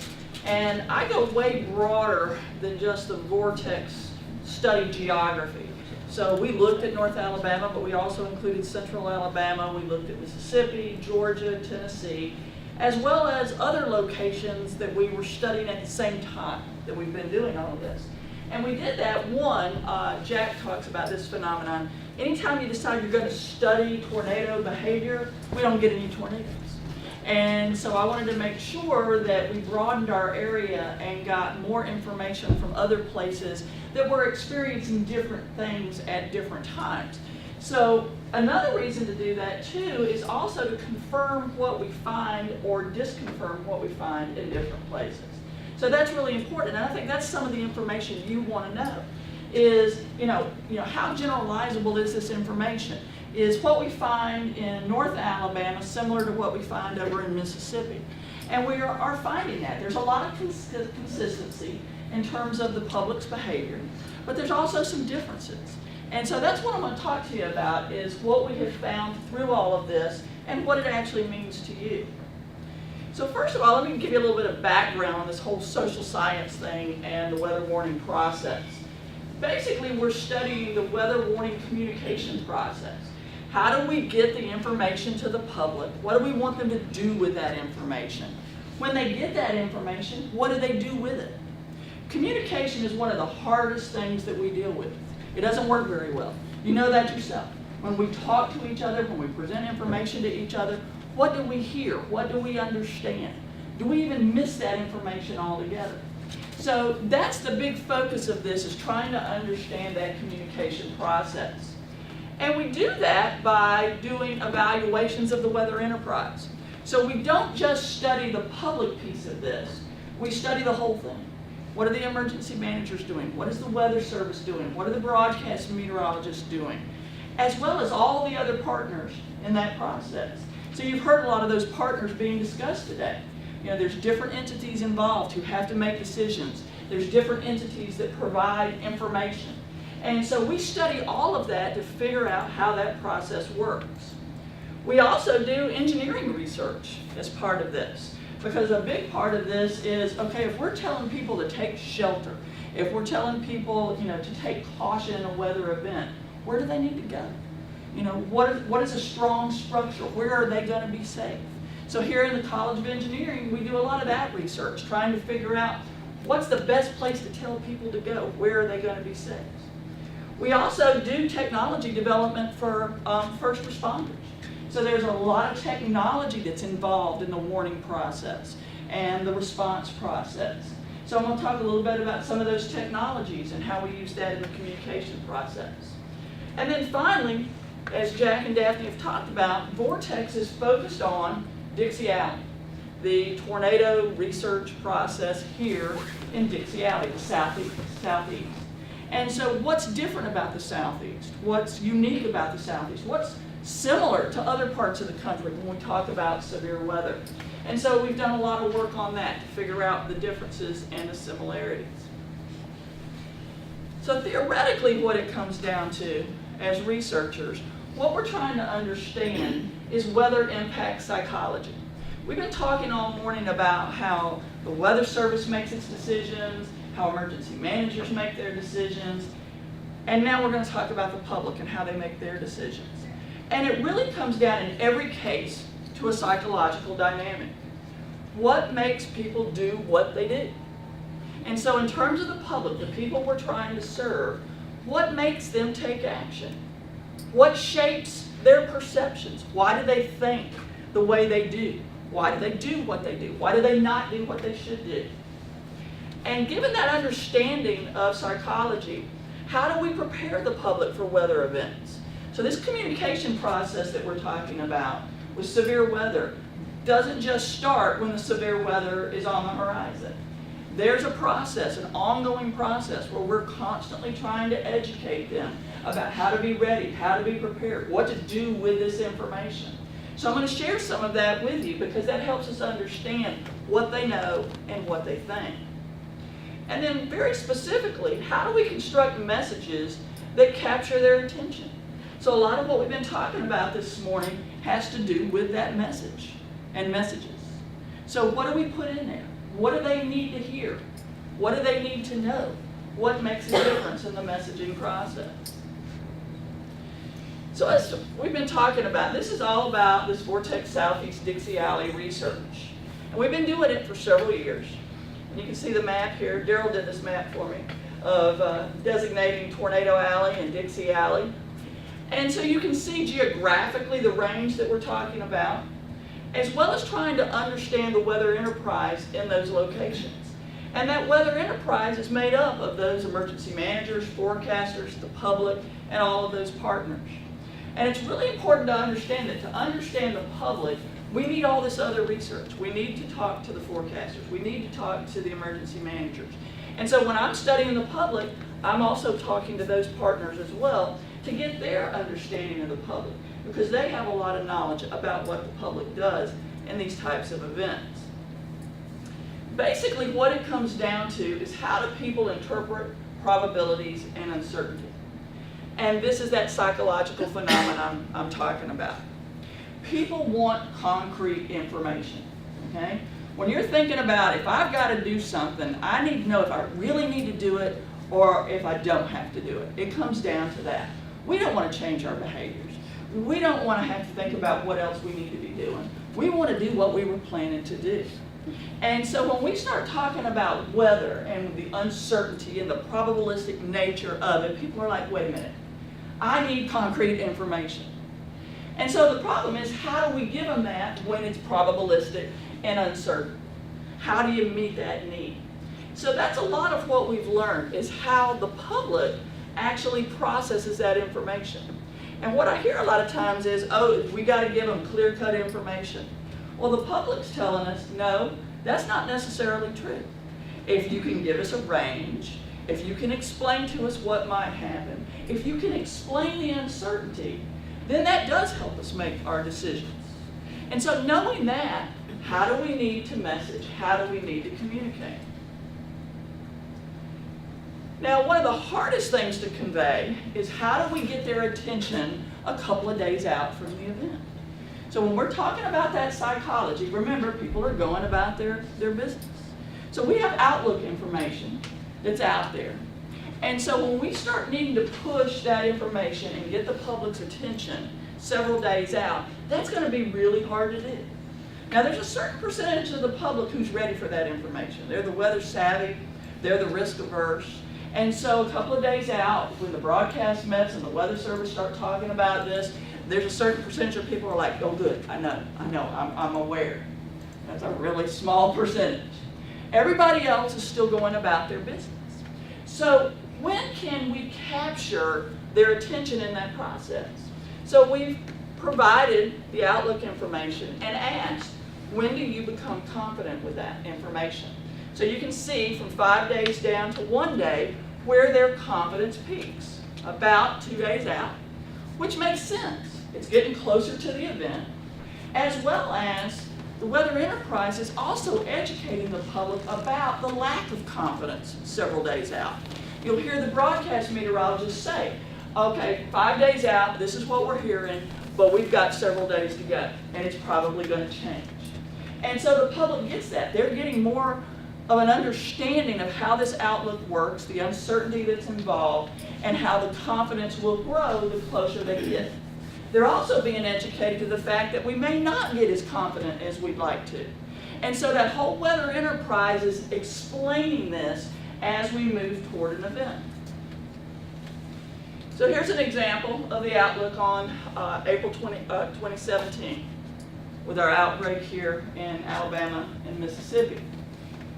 If you were around, and many of you were around in those events, you knew we had a lot of information several days out. That outlook information was expressed, people were making plans, schools were being closed, businesses were being closed. When we have a lot of confidence and really good information, that outlook really works well. Now the reason I'm showing you this is that we are still today impacted by that particular event. Because now every time an event comes up, the public is going to compare back to the amount of information that was provided then, how bad that event actually was, and they want to know, okay, how confident are we going into this? Do we know it's going to be as bad as April 27th or not as bad as April 27th? So that's a factor that's come out of this research that we've done over the last couple of years, is we have a very sensitized public in Alabama and Mississippi. They keep comparing it back to that. And that makes them a little bit more weather savvy. That makes them a little bit more cautious, risk averse. But it also makes them a little bit more needy. They're demanding information. They worry a lot more, all right? And so that puts a lot of demand on the weather enterprise to provide information up front. Now the flip side of that is there's still a lot of people that aren't paying attention, okay? And as we get closer to the event, the day of the event, we're still trying to reach people that may not have heard about the outlooks, hadn't been tuned into that information, hadn't been listening to the broadcast meteorologists, they hadn't been getting information from most sources. So the day of the event, what does it take to get their attention? And so that's what we've talked to them about. What, these events that have happened in the last few years, what happened on April 27th, what got their attention. If we can show them, if we can give them confirmation that this is a bad thing, then they're more likely to pay attention. So videos, cameras up that are able to show, hey, this is really happening, this is really that big. Made a difference on April 27th, and it's made a difference in subsequent events that we've actually reviewed. So really, what is it about the public? What do they need to know?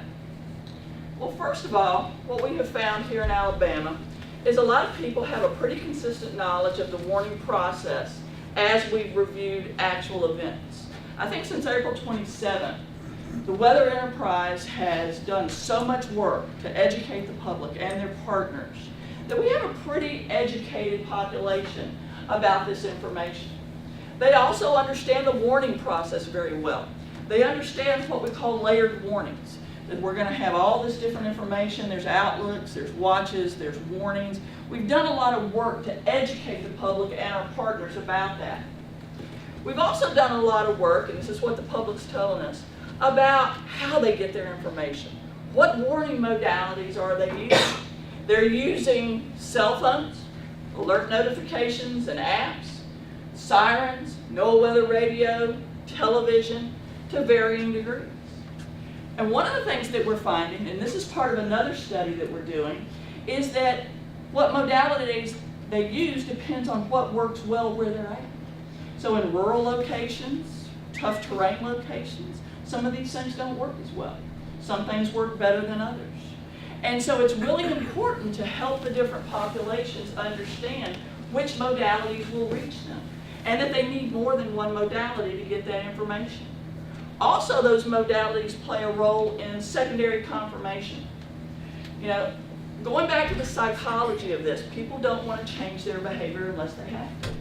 So if they think it's not going to happen where they're at, they're not going to move. And so if these warning modalities can help them understand, hey, yeah, it's there, it's near you, it's going to happen, then it's going to provide that secondary confirmation that's going to make them take action. Another thing we found out is that the public likes to make their own weather decisions.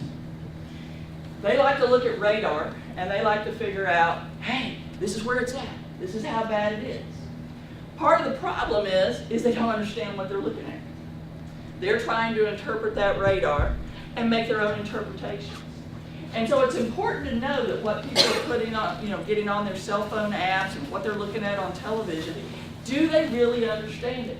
So we have to do a lot of work to educate the public about how to understand radar and what radar may mean and what they may be missing from radar. So it's really important that we understand what they're looking at. There's also a big need for proximity indicators.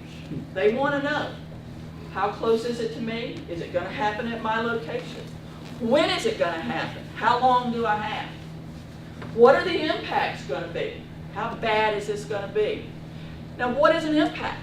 There's been a lot of work done on impacts, and in our studies we've evaluated the public's perception of what's an important impact. Is it going to knock down trees? Is it going to knock down power lines? Are we going to be without power? Is it going to affect brick homes? Is it going to affect recreational areas? Is it going to impact the football game? They want to know when, where, and what is going to happen. They also want to be told what to do. A lot of people say, people need to take responsibility. We're providing them the information. Do with it what you need to. But when you get in a situation like this, people sometimes lose the focus on what they need to do. So if we can provide those calls to action, that helps people decide what they need to do. So what needs to be in those calls to action? What is the content of those calls to action that makes a difference to people? If you can tell them, use your emergency plan now, go to your shelter now, get off the roads, whatever it needs to be that meets with what really works in that event, is going to be the most effective. Another thing we've learned, remember I said, there was this kind of phenomenon, you're going to do vortex tornado research and no tornadoes will come? We've had a lot less severe weather. So it's allowed us to focus on the severe thunderstorm warnings, these marginal events. And so we've been able to look at how the public perceives the severe thunderstorm warning and the fact that they take it less seriously. And then also how we can message about it, warn better about it, so they understand that there's this potential that tornadoes can happen in the process. And some have happened in the study time period that we've looked at. And when it happens, it makes a big difference to the public. They're like, I didn't know that could happen. So how do we message better? How do we get that understanding so people realize that in these more marginal situations, these things can happen? Hey, Laura. Yeah. In your severe thunderstorm warnings, look at this. You often hear that the severe thunderstorms are a direct relationship to the false alarms because there's so many of them. But did you really find it to be true, or is it more that we market tornadoes significantly differently than we market severe thunderstorms? I think it's the marketing. Uh-huh. Yeah. From what we can tell, it seems to be that marketing because people are more focused on that. And so really it's how do we, market, portray the severe thunderstorm warning. Because people are still out there thinking, those are your typical summer thunderstorms. And so if we can change that imaging of what those things are and what those things can do, it'll make a difference. So what do you think of adding the severe thunderstorm warnings for winds over like 70 or 80 miles an hour as a WEA messages? Yeah. And that's what you're getting at. You're trying, because we know from a lot of the research we've done, it's the wind speed issue that gets their attention. And so when you go over 60 miles per hour with the public on wind, they start to think, that can do something. And so when you add that wind information, for a lot of people, that'll make the difference. And so what can you do like that? What information can you add? How can you differentiate? Because when you're trying to convey that and market that out, most of them are the pretty typical thunderstorms. So how do you differentiate those that may be more serious, more severe? Is it the wind speed? Is it impacts? Possible impacts? Worst case scenarios type things. Well, I don't want to hijack your talk, but to me, one of the biggest things, and maybe we're a victim of our own success here, is because wall-to-wall coverage has to be a big part of that, right? In the broadcast side, because they go wall-to-wall for tornadoes, which signifies there's something more serious about that. That's right. Regardless. That's right. Okay, thank you. Yeah, and and another part of that is reaching people. Severe thunderstorms, they're not going wall-to-wall. And so what other ways are we trying to reach them? And remember, a lot of times with severe thunderstorms, we're impacting people outside. They're camping, they're recreating, it's summer activities, and how are we even reaching them then? And then how do we convey, when we reach them, the difference in this sort of thing? You know, a lot of it is just understanding the potential. A lot of times the public doesn't understand this. So if we can confirm how bad these things are, it may make a difference. A really big finding, and I think my colleagues here have confirmed this as well, is the issue of an all clear indicator. One of the things the public is telling us is like, you know, we're getting all this front end information, but then we're waiting to hear that it's over, that it's out of my area. And they're like, is there any way to get an all clear indicator? Now, where would that come from? Would it be from the Weather Service? Would it be from the broadcast mets? Would it be from all of those different sources? But think about that. A lot of people are coming out of their shelters because they don't know whether it's safe or not. And they're like, I'm tired of waiting in here. I'm getting out of here. Or they're driving. And so they've taken shelter. They need to get where they're going, and they don't know if it's safe to do so or not. So are they overprotecting or underprotecting themselves because they're not getting that all clear? What's really interesting, and this is the question we get asked a lot, is the warning reaching people? Are they getting this information? So in all this survey and interview work that we've done, people mostly feel that they've been warned properly, that the information is getting out there. But we still know there's people saying, I didn't get the warning, or I didn't understand the warning, or it was confusing. So the issue is we know it's getting out there, people are getting it, but what are all these dynamics that are at play in terms of these problems? So part of this is, how do we reach those people who need it the most? The weather savvy know how to get it, and they're reaching out for it. We're also hitting a lot of people with this information on the fly, and they're reacting and responding. But it really comes down to, there's a lot of populations out there who may not hear it, or know what to do with it, or have the wherewithal to do anything about it, even if they do get it. Okay? So how do we look at those people, and how do we differentiate? Well, it's really the connected versus the disconnected. All right? You're either connected to the communication process, or you're not, for whatever reasons. Maybe you don't want to, you can't, you don't know how, or it doesn't matter to you because of what's going on with you, and so you don't stay connected. I know the importance of staying connected, but there are times when I'm really busy with something else, and I may not be as connected as I need to be, okay? And so I'm conscientious, and I'm trying to be, but there are things that pull me away. What about people who aren't conscientious about it for whatever reasons? So it comes down to communication breakdowns. I can be as connected as I want to be, but what if comms go down and I'm not getting that information? But then there's the totally disconnected. So it doesn't matter how good comms are, because it's either not getting there or it's not making a difference. So they may be not connected at all. So who are the disconnected? We've talked to a lot of emergency managers in multiple states, as well as weather service personnel, about the people who aren't getting this information. And it's different by context in different places. So an emergency manager in one place will tell me, it's single people living alone. It's elderly people who are not connected. Or people who are drug addicted, alcohol abusers, who are, most of the time just not even functional or aware of what's going on. People with disabilities who don't have any way of helping themselves. So even if they get the information, there's nothing they can do with it. So how do we enhance the communications connectivity needed to deal with the complexity of action that's needed to be taken by those types of people? One, we got to know who they are. And so that's what Jack and Daphne have been talking about, is who are they? All the emergency managers and partners in the community probably know. Who are they? And then how do we reach them? How do we communicate with them other than the way we're communicating with everybody else? And it's called nodal networks. One of the things that we've identified in a lot of this research is that there's entities who get the information and then share it with vulnerable populations.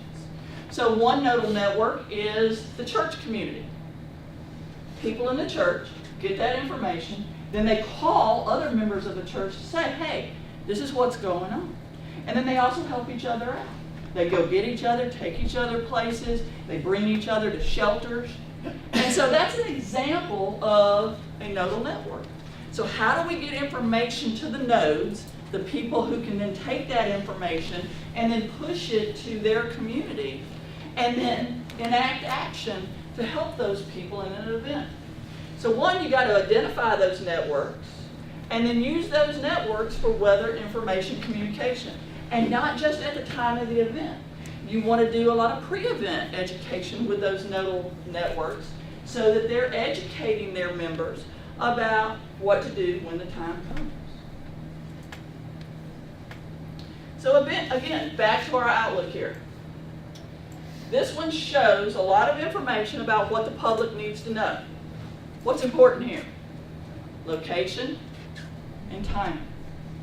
Look how important that information is to the partners, to the public, to those nodal networks. Because if you're going to start to take action, this is one of the best graphics for understanding, okay, when's it going to affect me and what's it going to do to me?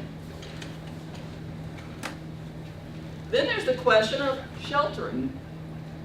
Given all of that, and we say take shelter in an event like this, do people even understand what a good shelter is?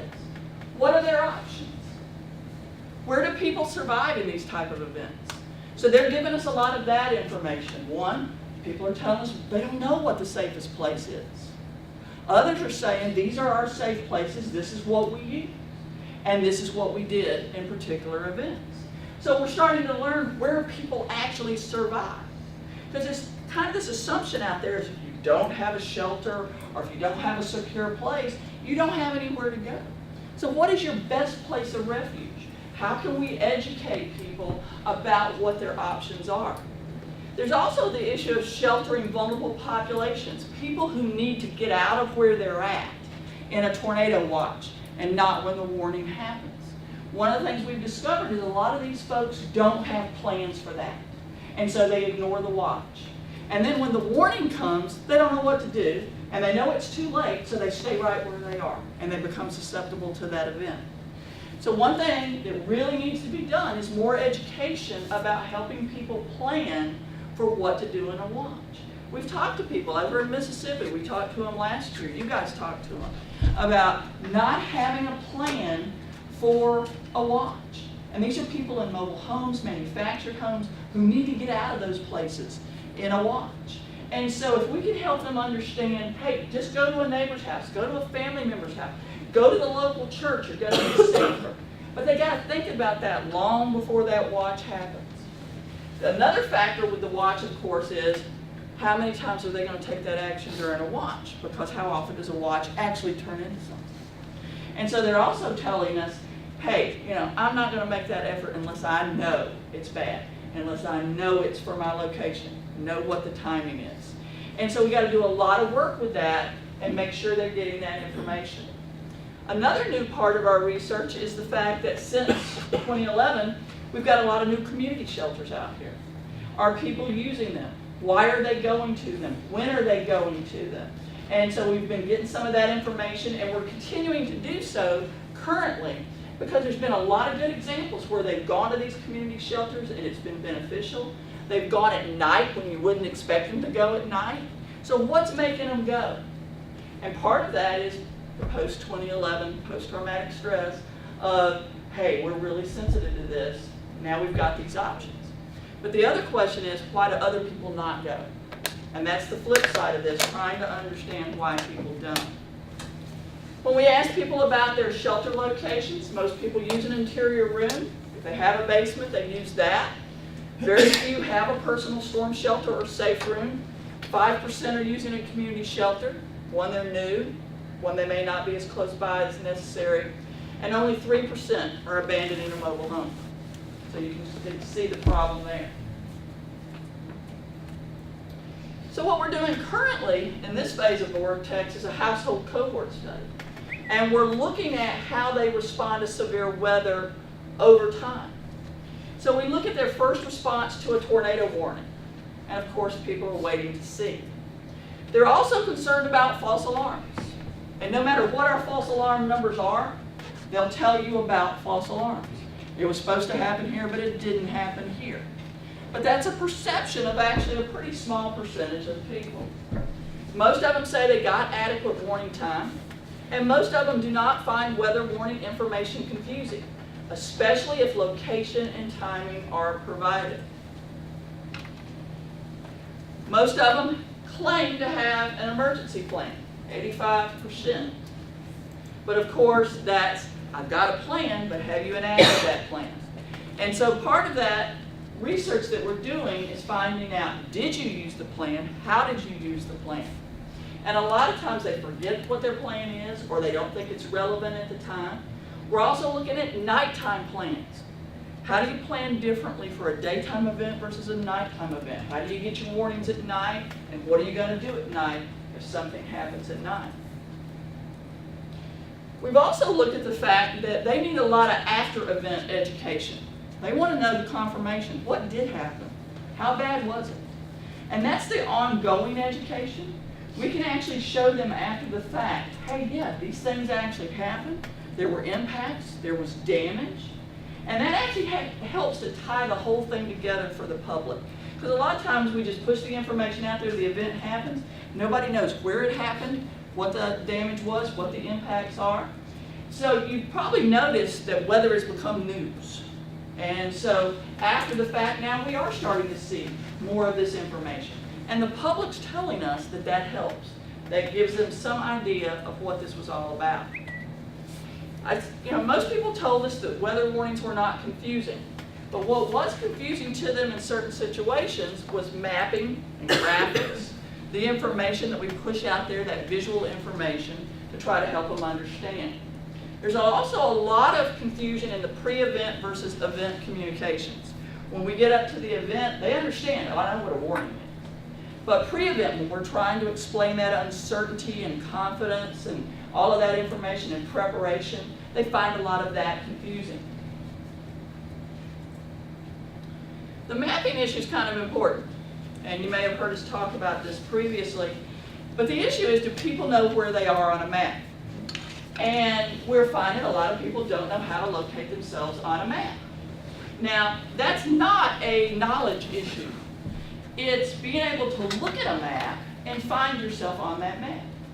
And I'll give you an example of this. Last night, watching the news with my husband, broadcast meteorologist comes on, throws up a graphic about we're going to get 2 to 4 inches of rain this weekend. And my husband says, roll that back and stop it.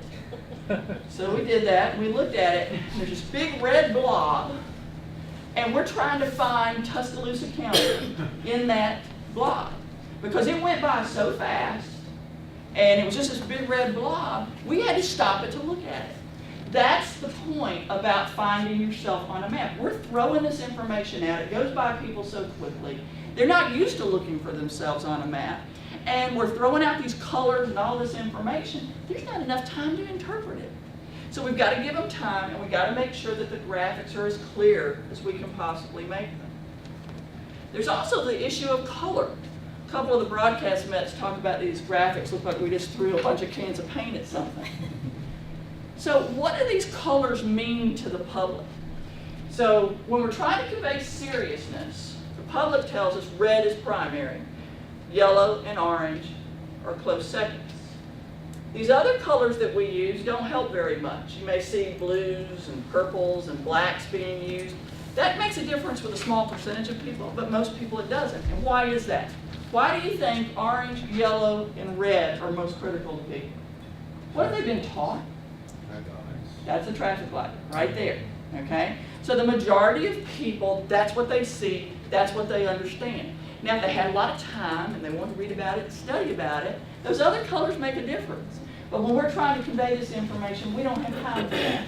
So it's important to understand which ones make a difference in a very small time frame.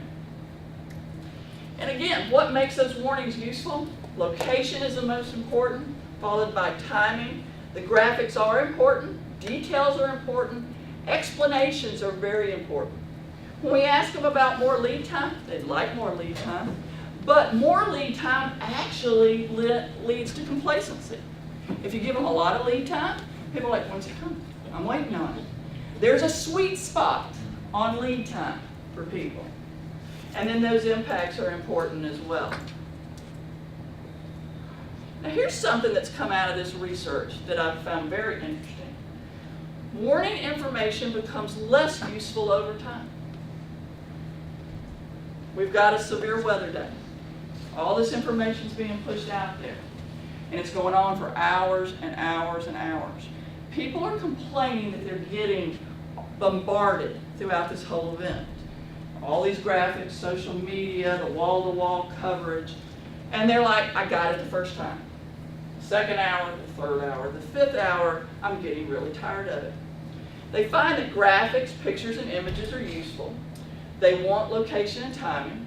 They're not as interested in the impacts as much as they are location and timing. But they get fatigued over the duration of an event. Now think about it. We don't know at what point a person comes into that information. So that's why we continue to push out that information throughout the event. Because we don't know if it's the first time somebody's seeing it or the 20th time somebody's seeing it. But think about that fatigue factor. They're backing away from that information because they're saying, I'm tired of it. I know what I need to know. So what do we do about that problem? You know, if you're kind of in a catch-22, because you're still trying to capture people's attention, but now you're pushing other people away from the information. And I conclude with this slide. This is the Atlanta airport, and that's a tornado about a year ago at the Atlanta airport. One of the big things that we have found with the public is they're always amazed about how the weather differs from their perceptions. Like, people couldn't believe a tornado at the Atlanta airport. People believe myths about weather. And you heard these guys talk a little bit about some of these myths. People believe things about terrain. It can't happen here, but it happens here. Oh, we have tracks. And so, you know, if you live on a track, you're going to get hit multiple times. And so we're learning a lot about those myths and those perceptions. And look at how that could put the person in the wrong place at the wrong time if they're going on their myths versus the fact that these things can happen anywhere, anytime. And so how do we help them understand that? How do we get the information? How do we get them out of complacency? How do we deal with that consistency issue in messaging? How do we deal with that uncertainty issue? So there's a lot of good information here that addresses those questions, gets at solutions, and that's what you guys have been doing. That's why I wanted you guys here today, because you're the ones we're learning from. You're the ones telling us how you're addressing these issues. And so one of the things I think is really important for you guys to know is you're doing such a good job at that, because that's what the public's telling us. You know, we go in and do these assessments after these events, and you know, there's this concern of, you know, even if it didn't happen, if it turned out to be a false alarm, is the public unhappy? If an emergency manager made a decision based on information that was provided and it turns out that information was wrong, are they upset? No, they're not upset. As long as we're engaging in this communication with them, they understand the uncertainty. They understand the false alarm. They understand the science. There's a small percentage of people that get mad at us, okay? And they're the ones that are going to get mad regardless. They're the ones that are going to send the death threats because we interfered with their viewing of Dancing with the Stars. But that's a small percentage of the people. Most of them are quite happy with this. The big issue of those vulnerable populations, the disconnected. How do we reach them? How do we work through those? And how do we find the time to do that? When we're in the middle of an event and we're pushing messaging out, how do we do that? We've got to figure out ways in between to make that a more efficient and effective process. And again, that could be technologies that we use, it could be pre-prepared messaging that we use, it could be the outreach that we do in between. So that's all part of it. So that's kind of what we've learned from the public, the forecasters, the emergency managers.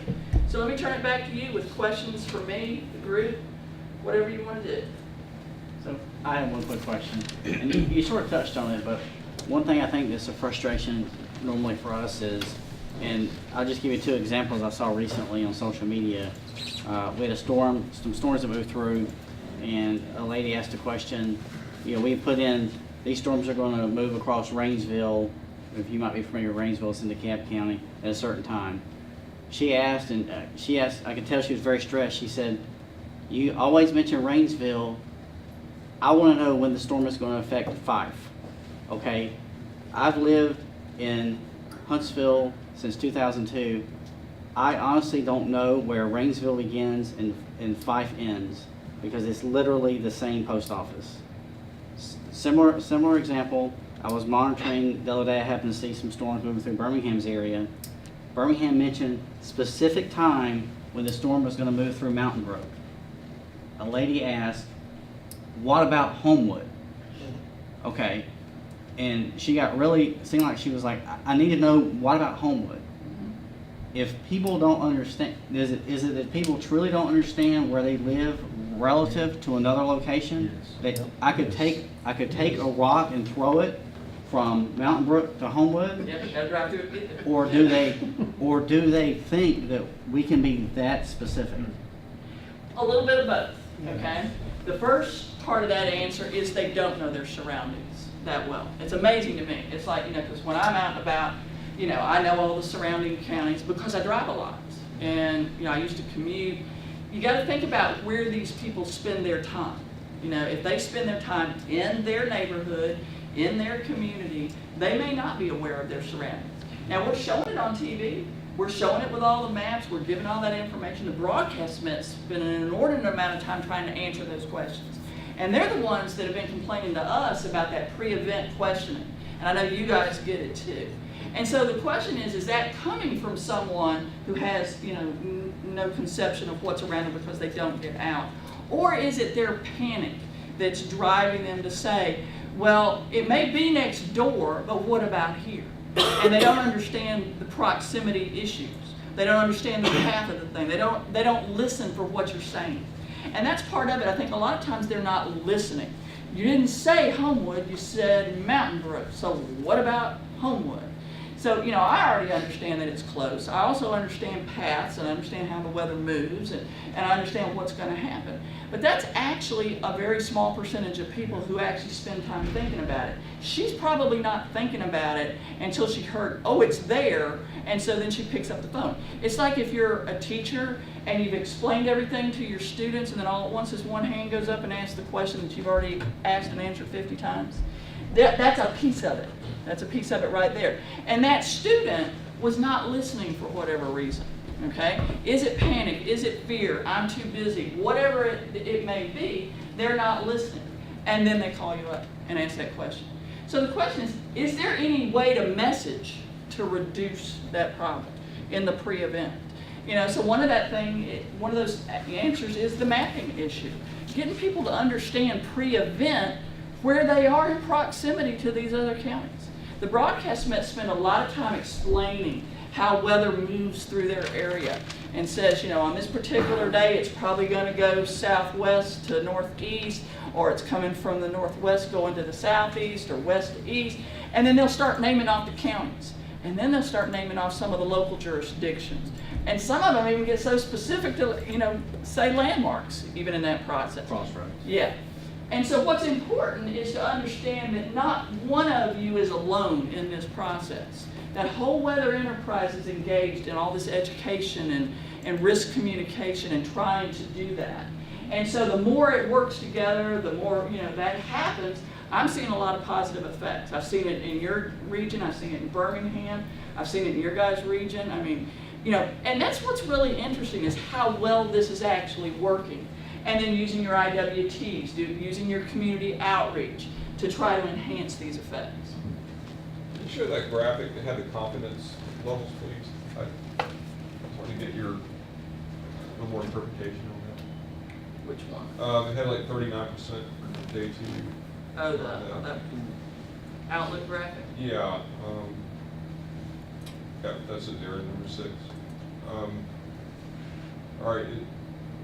Can you explain exactly the levels? 39% of Yeah. what? Yeah, this is 39% of those that we studied in this particular assessment in terms of how many were confident at that point. Okay. Okay? And so you can see 39% are confident at 2 days. That's still a fairly low number. Okay? Because most people are disregarding it. All right, so 39 and 30%, you add those together, you get 69%. Cumulative. Right. Gotcha. Yeah. And so that's your sweet spot, right there. Okay. Now, think about different types of events. I've talked to a lot of broadcast meteorologists and weather service people about hurricanes. Okay? So when you get an invest, at what point out here do you start talking about invest and confidence in an invest and moving toward day one, okay? And so in certain locations, and where I've talked about this to people in New Orleans, Gulf Coast, and there's a point out here at which they're gonna make people panic because of post-Katrina. So same thing with tornadoes. At what point do you cause a panic in this process by pushing this information out? So of course here, you kind of want it a little bit closer over here, but your partners, you need to be getting it out here to your partners and the preparation and the preparedness. But at what point do you want to trigger the public so that they don't panic and go crazy? Which leads to Chris's issue of they start asking these questions. And so they start getting this information, you know, they want this, they want it specific, they want it localized, and they may be panicking. And they had no concept, I don't, well, I mean, a lot of people don't have any concept that at day 4,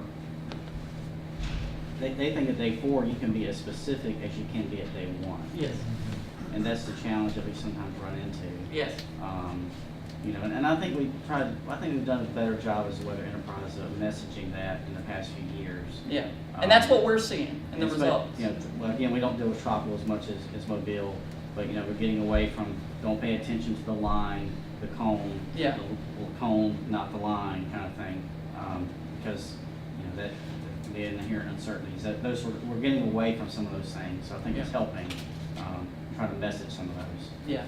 You know, and there's some more unique things that have come up, and I know Kevin's interested in this with, you know, the tropical tornadoes off the hurricanes. And so, you know, you've got the hurricanes, you're trying to explain all that, but then how do you explain the potential for the tropical tornado? You know, in places that are not used to that. So what do you do with that? Are you familiar with Casper? Yes. They're doing one next week in Hamburg, actually. And I've done a couple myself, and I just, there's so many similar questions, and then what you're saying here. So Yeah, and in fact, you know, there's a lot of us doing a lot of this work. There's a lot of social scientists in the area, in the country that are doing this kind of work. A lot of us are connected, so the Casper thing, you know, that's part of it.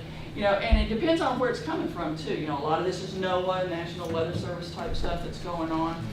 Here at UA, here at CAPS, we do a lot of this research separate and apart from the Weather Service. But then we also do a lot of studies that are part of NOAA and the Weather Service. And then a lot of times I have the WFOs contact me about things they want to have done. So that's why I've worked with several of these on, you know, particular questions they have. And so that's something to know, that if you guys have any questions that you guys want answered, we're more than willing to come and, you know, set something up and get the answers that you're after. And we're also available, like I am for you guys, anytime you have questions to respond to your questions. I do a lot of work on this color graphic stuff. A lot of the broadcast meteorologists will contact me about the color graphics and consistency issues on the color and what colors to be used. So if we can help with anything like that, let us know. Nate. Going back to, you had mentioned that there were some of the respondents that you'd gotten an overall message that they're looking for like an all clear indicator. Say we issued a tornado warning and they want to know, am I all clear to come out of my shelter? Was there any indication of how they would want to get that information? Because I mean, like my parents, we have an in-ground storm shelter that's like 18 inches of concrete. When you go in there, there's no information coming in or out of that shelter. So whenever, like, I tell them, go into the shelter, stay there for 45 minutes, and then come out. I mean, is that something that we need to look into planning as part of the warning text? Go to your shelter for 45 minutes, and then you're safe. Or because after it's moved through, there is no way for us to get information to them a lot of times, especially if they're in an in-ground shelter. I mean, I understand if you're in the interior room of your home, you probably are still hooked up to your internet unless something went and hit. So I guess, is there a way that through your respondents is the best method for that, of getting that all clear information to them? Yeah, and they all talk about the different scenarios that they're in. You know, because some still may be in communication or they may be underground. My own experience where I've not been able to get an all clear is because I was underground and I couldn't get it. And so I had to come out to even get the communication. And so there's a lot of it going on out there in the communication sphere. So when the polygon expires, when the warning expires, how is that information being pushed out? So the broadcast mess will say that it's expired, or they'll talk about what direction it's going in and what's clear. And so they'll talk about, certain neighborhoods are now fine because it's already moved through, but then these are the neighborhoods that are now in it. So you gotta think about it like you're saying, is, do we put it in the apps? Do we put it in the streaming? Do we, everywhere we can put it. But then what do you do for those people that don't have the access to that communication? So yeah, and that needs to be determined, what is a safe way to do that? So would you say it's 45 minutes that they should come up? Something we could add to the morning text though, and it could be situational. Yeah. Well, the one question I would have is, if individuals are spatially challenged as to where they are on a map, and it's going to hit here in 10 minutes, but it's here in 20, where you give that warning as to when I can come out of the shelter makes a difference. Yeah. And even if you give an all clear, is somebody in front of it hearing an all clear from a MET, a media MET, Yeah. and getting the wrong message because they don't know where they are on the map. That's it. Yeah, and I think that's a really important piece of this, is we're trying to message to people who that information may not make any sense. So when you said that, I started thinking about transient populations.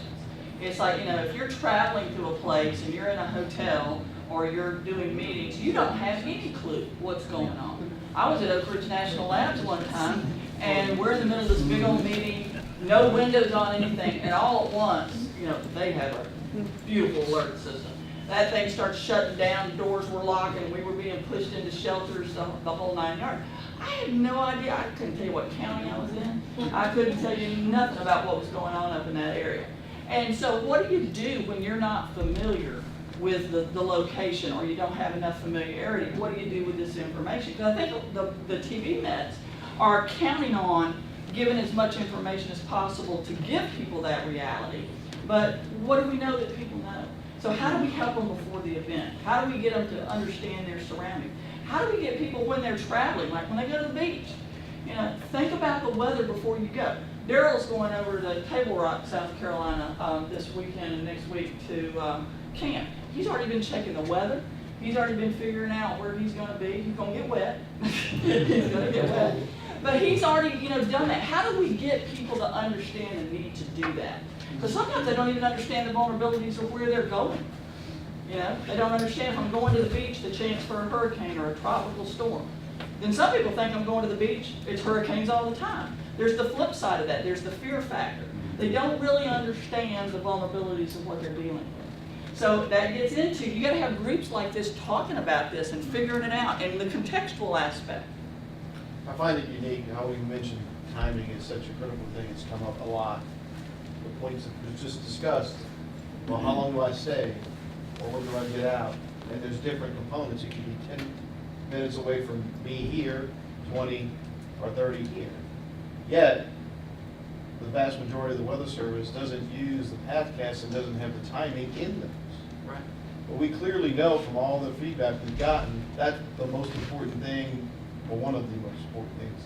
We can add that, add to the warning text. So, just wanted to point that out.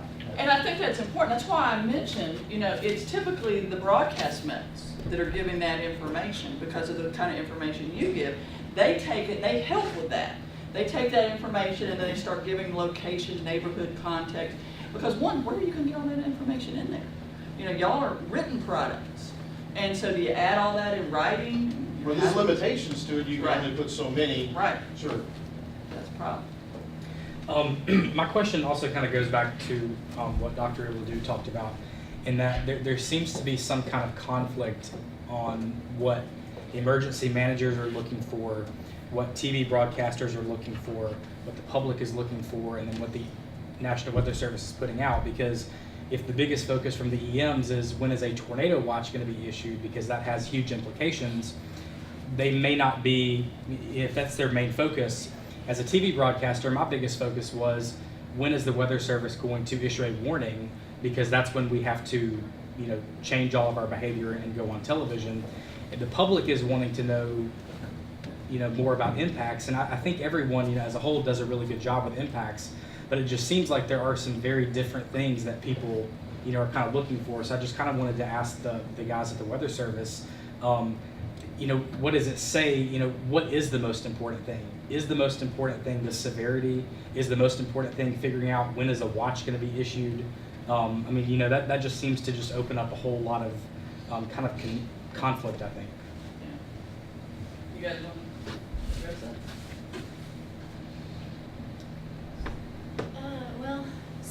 I've been thinking about a few things since another project I work on is an experimental way of doing warnings, where the severe tornado object itself would be digitized in such a way that somebody could have a point on a map, and this would probably be done by the private sector instead of the Weather Service, but imagine that the Weather Service warning information followed the storm along or had a projection of the storm that then my app with my location could tell me the time of arrival, time of departure, hopefully with some windows on that because storms slow down and speed up a little bit and things.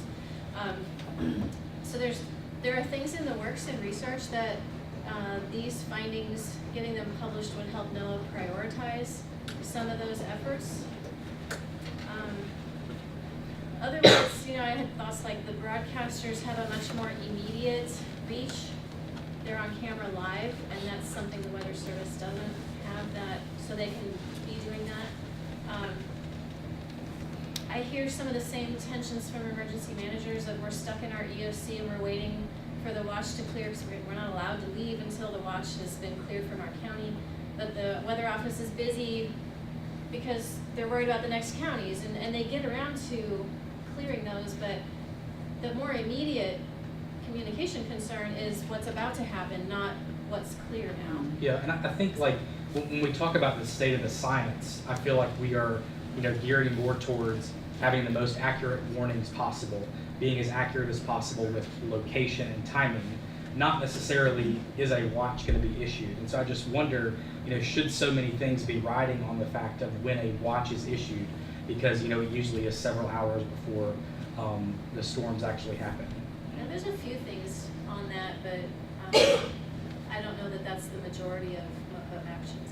So the people that are most worried after 2011, some of them are going to the tornado shelters, a percentage, probably small, right when the shelter opens, and they stay there all day. But that's not what most people are doing. So I don't know if I'd characterize it as a lot of actions, but there are some happening when the watch is issued.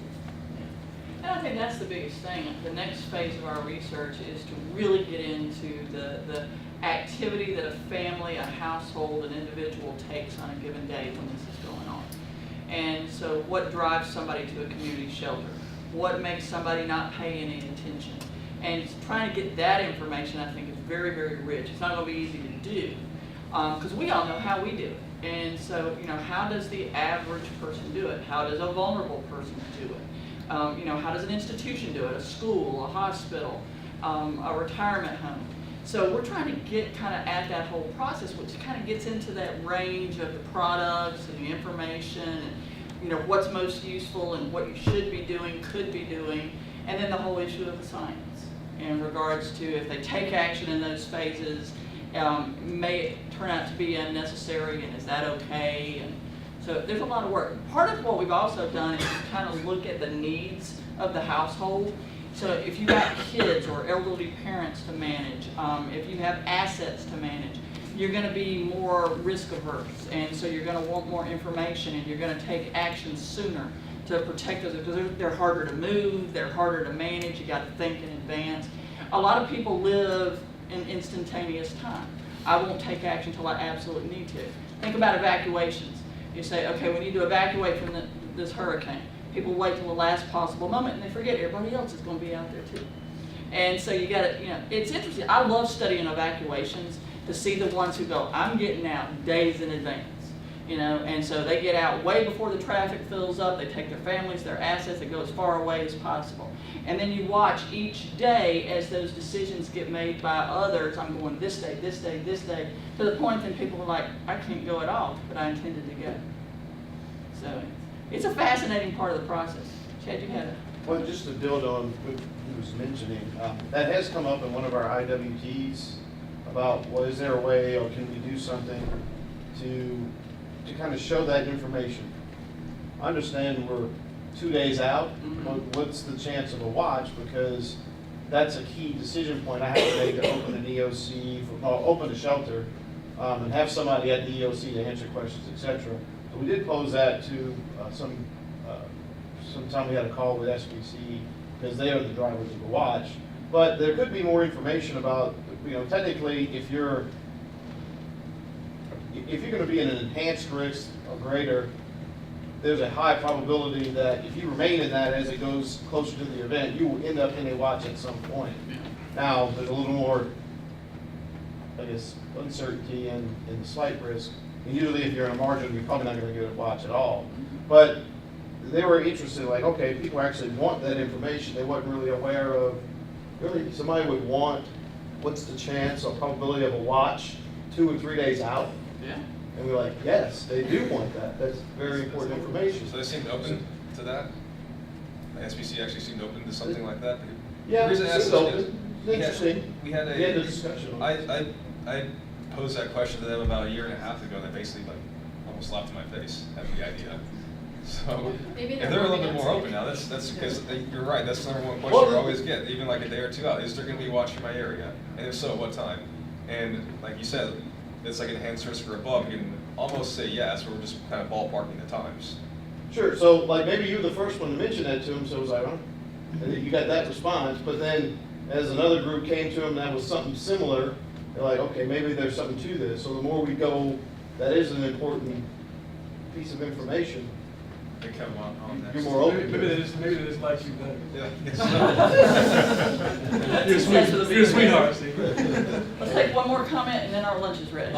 It's kind of related to this and also what we were just talking about, but have you studied, because there seems to be, and I know those of us who have lived and worked in Alabama with the school closings and all the dominoes starting to fall. When I look at this map, would it be safe to assume that someone is going to be most likely to make a decision 2 days out and then they're not really reachable sooner than that? Because, what if the forecast changes drastically between day 2 and day 1, but they've already made a decision?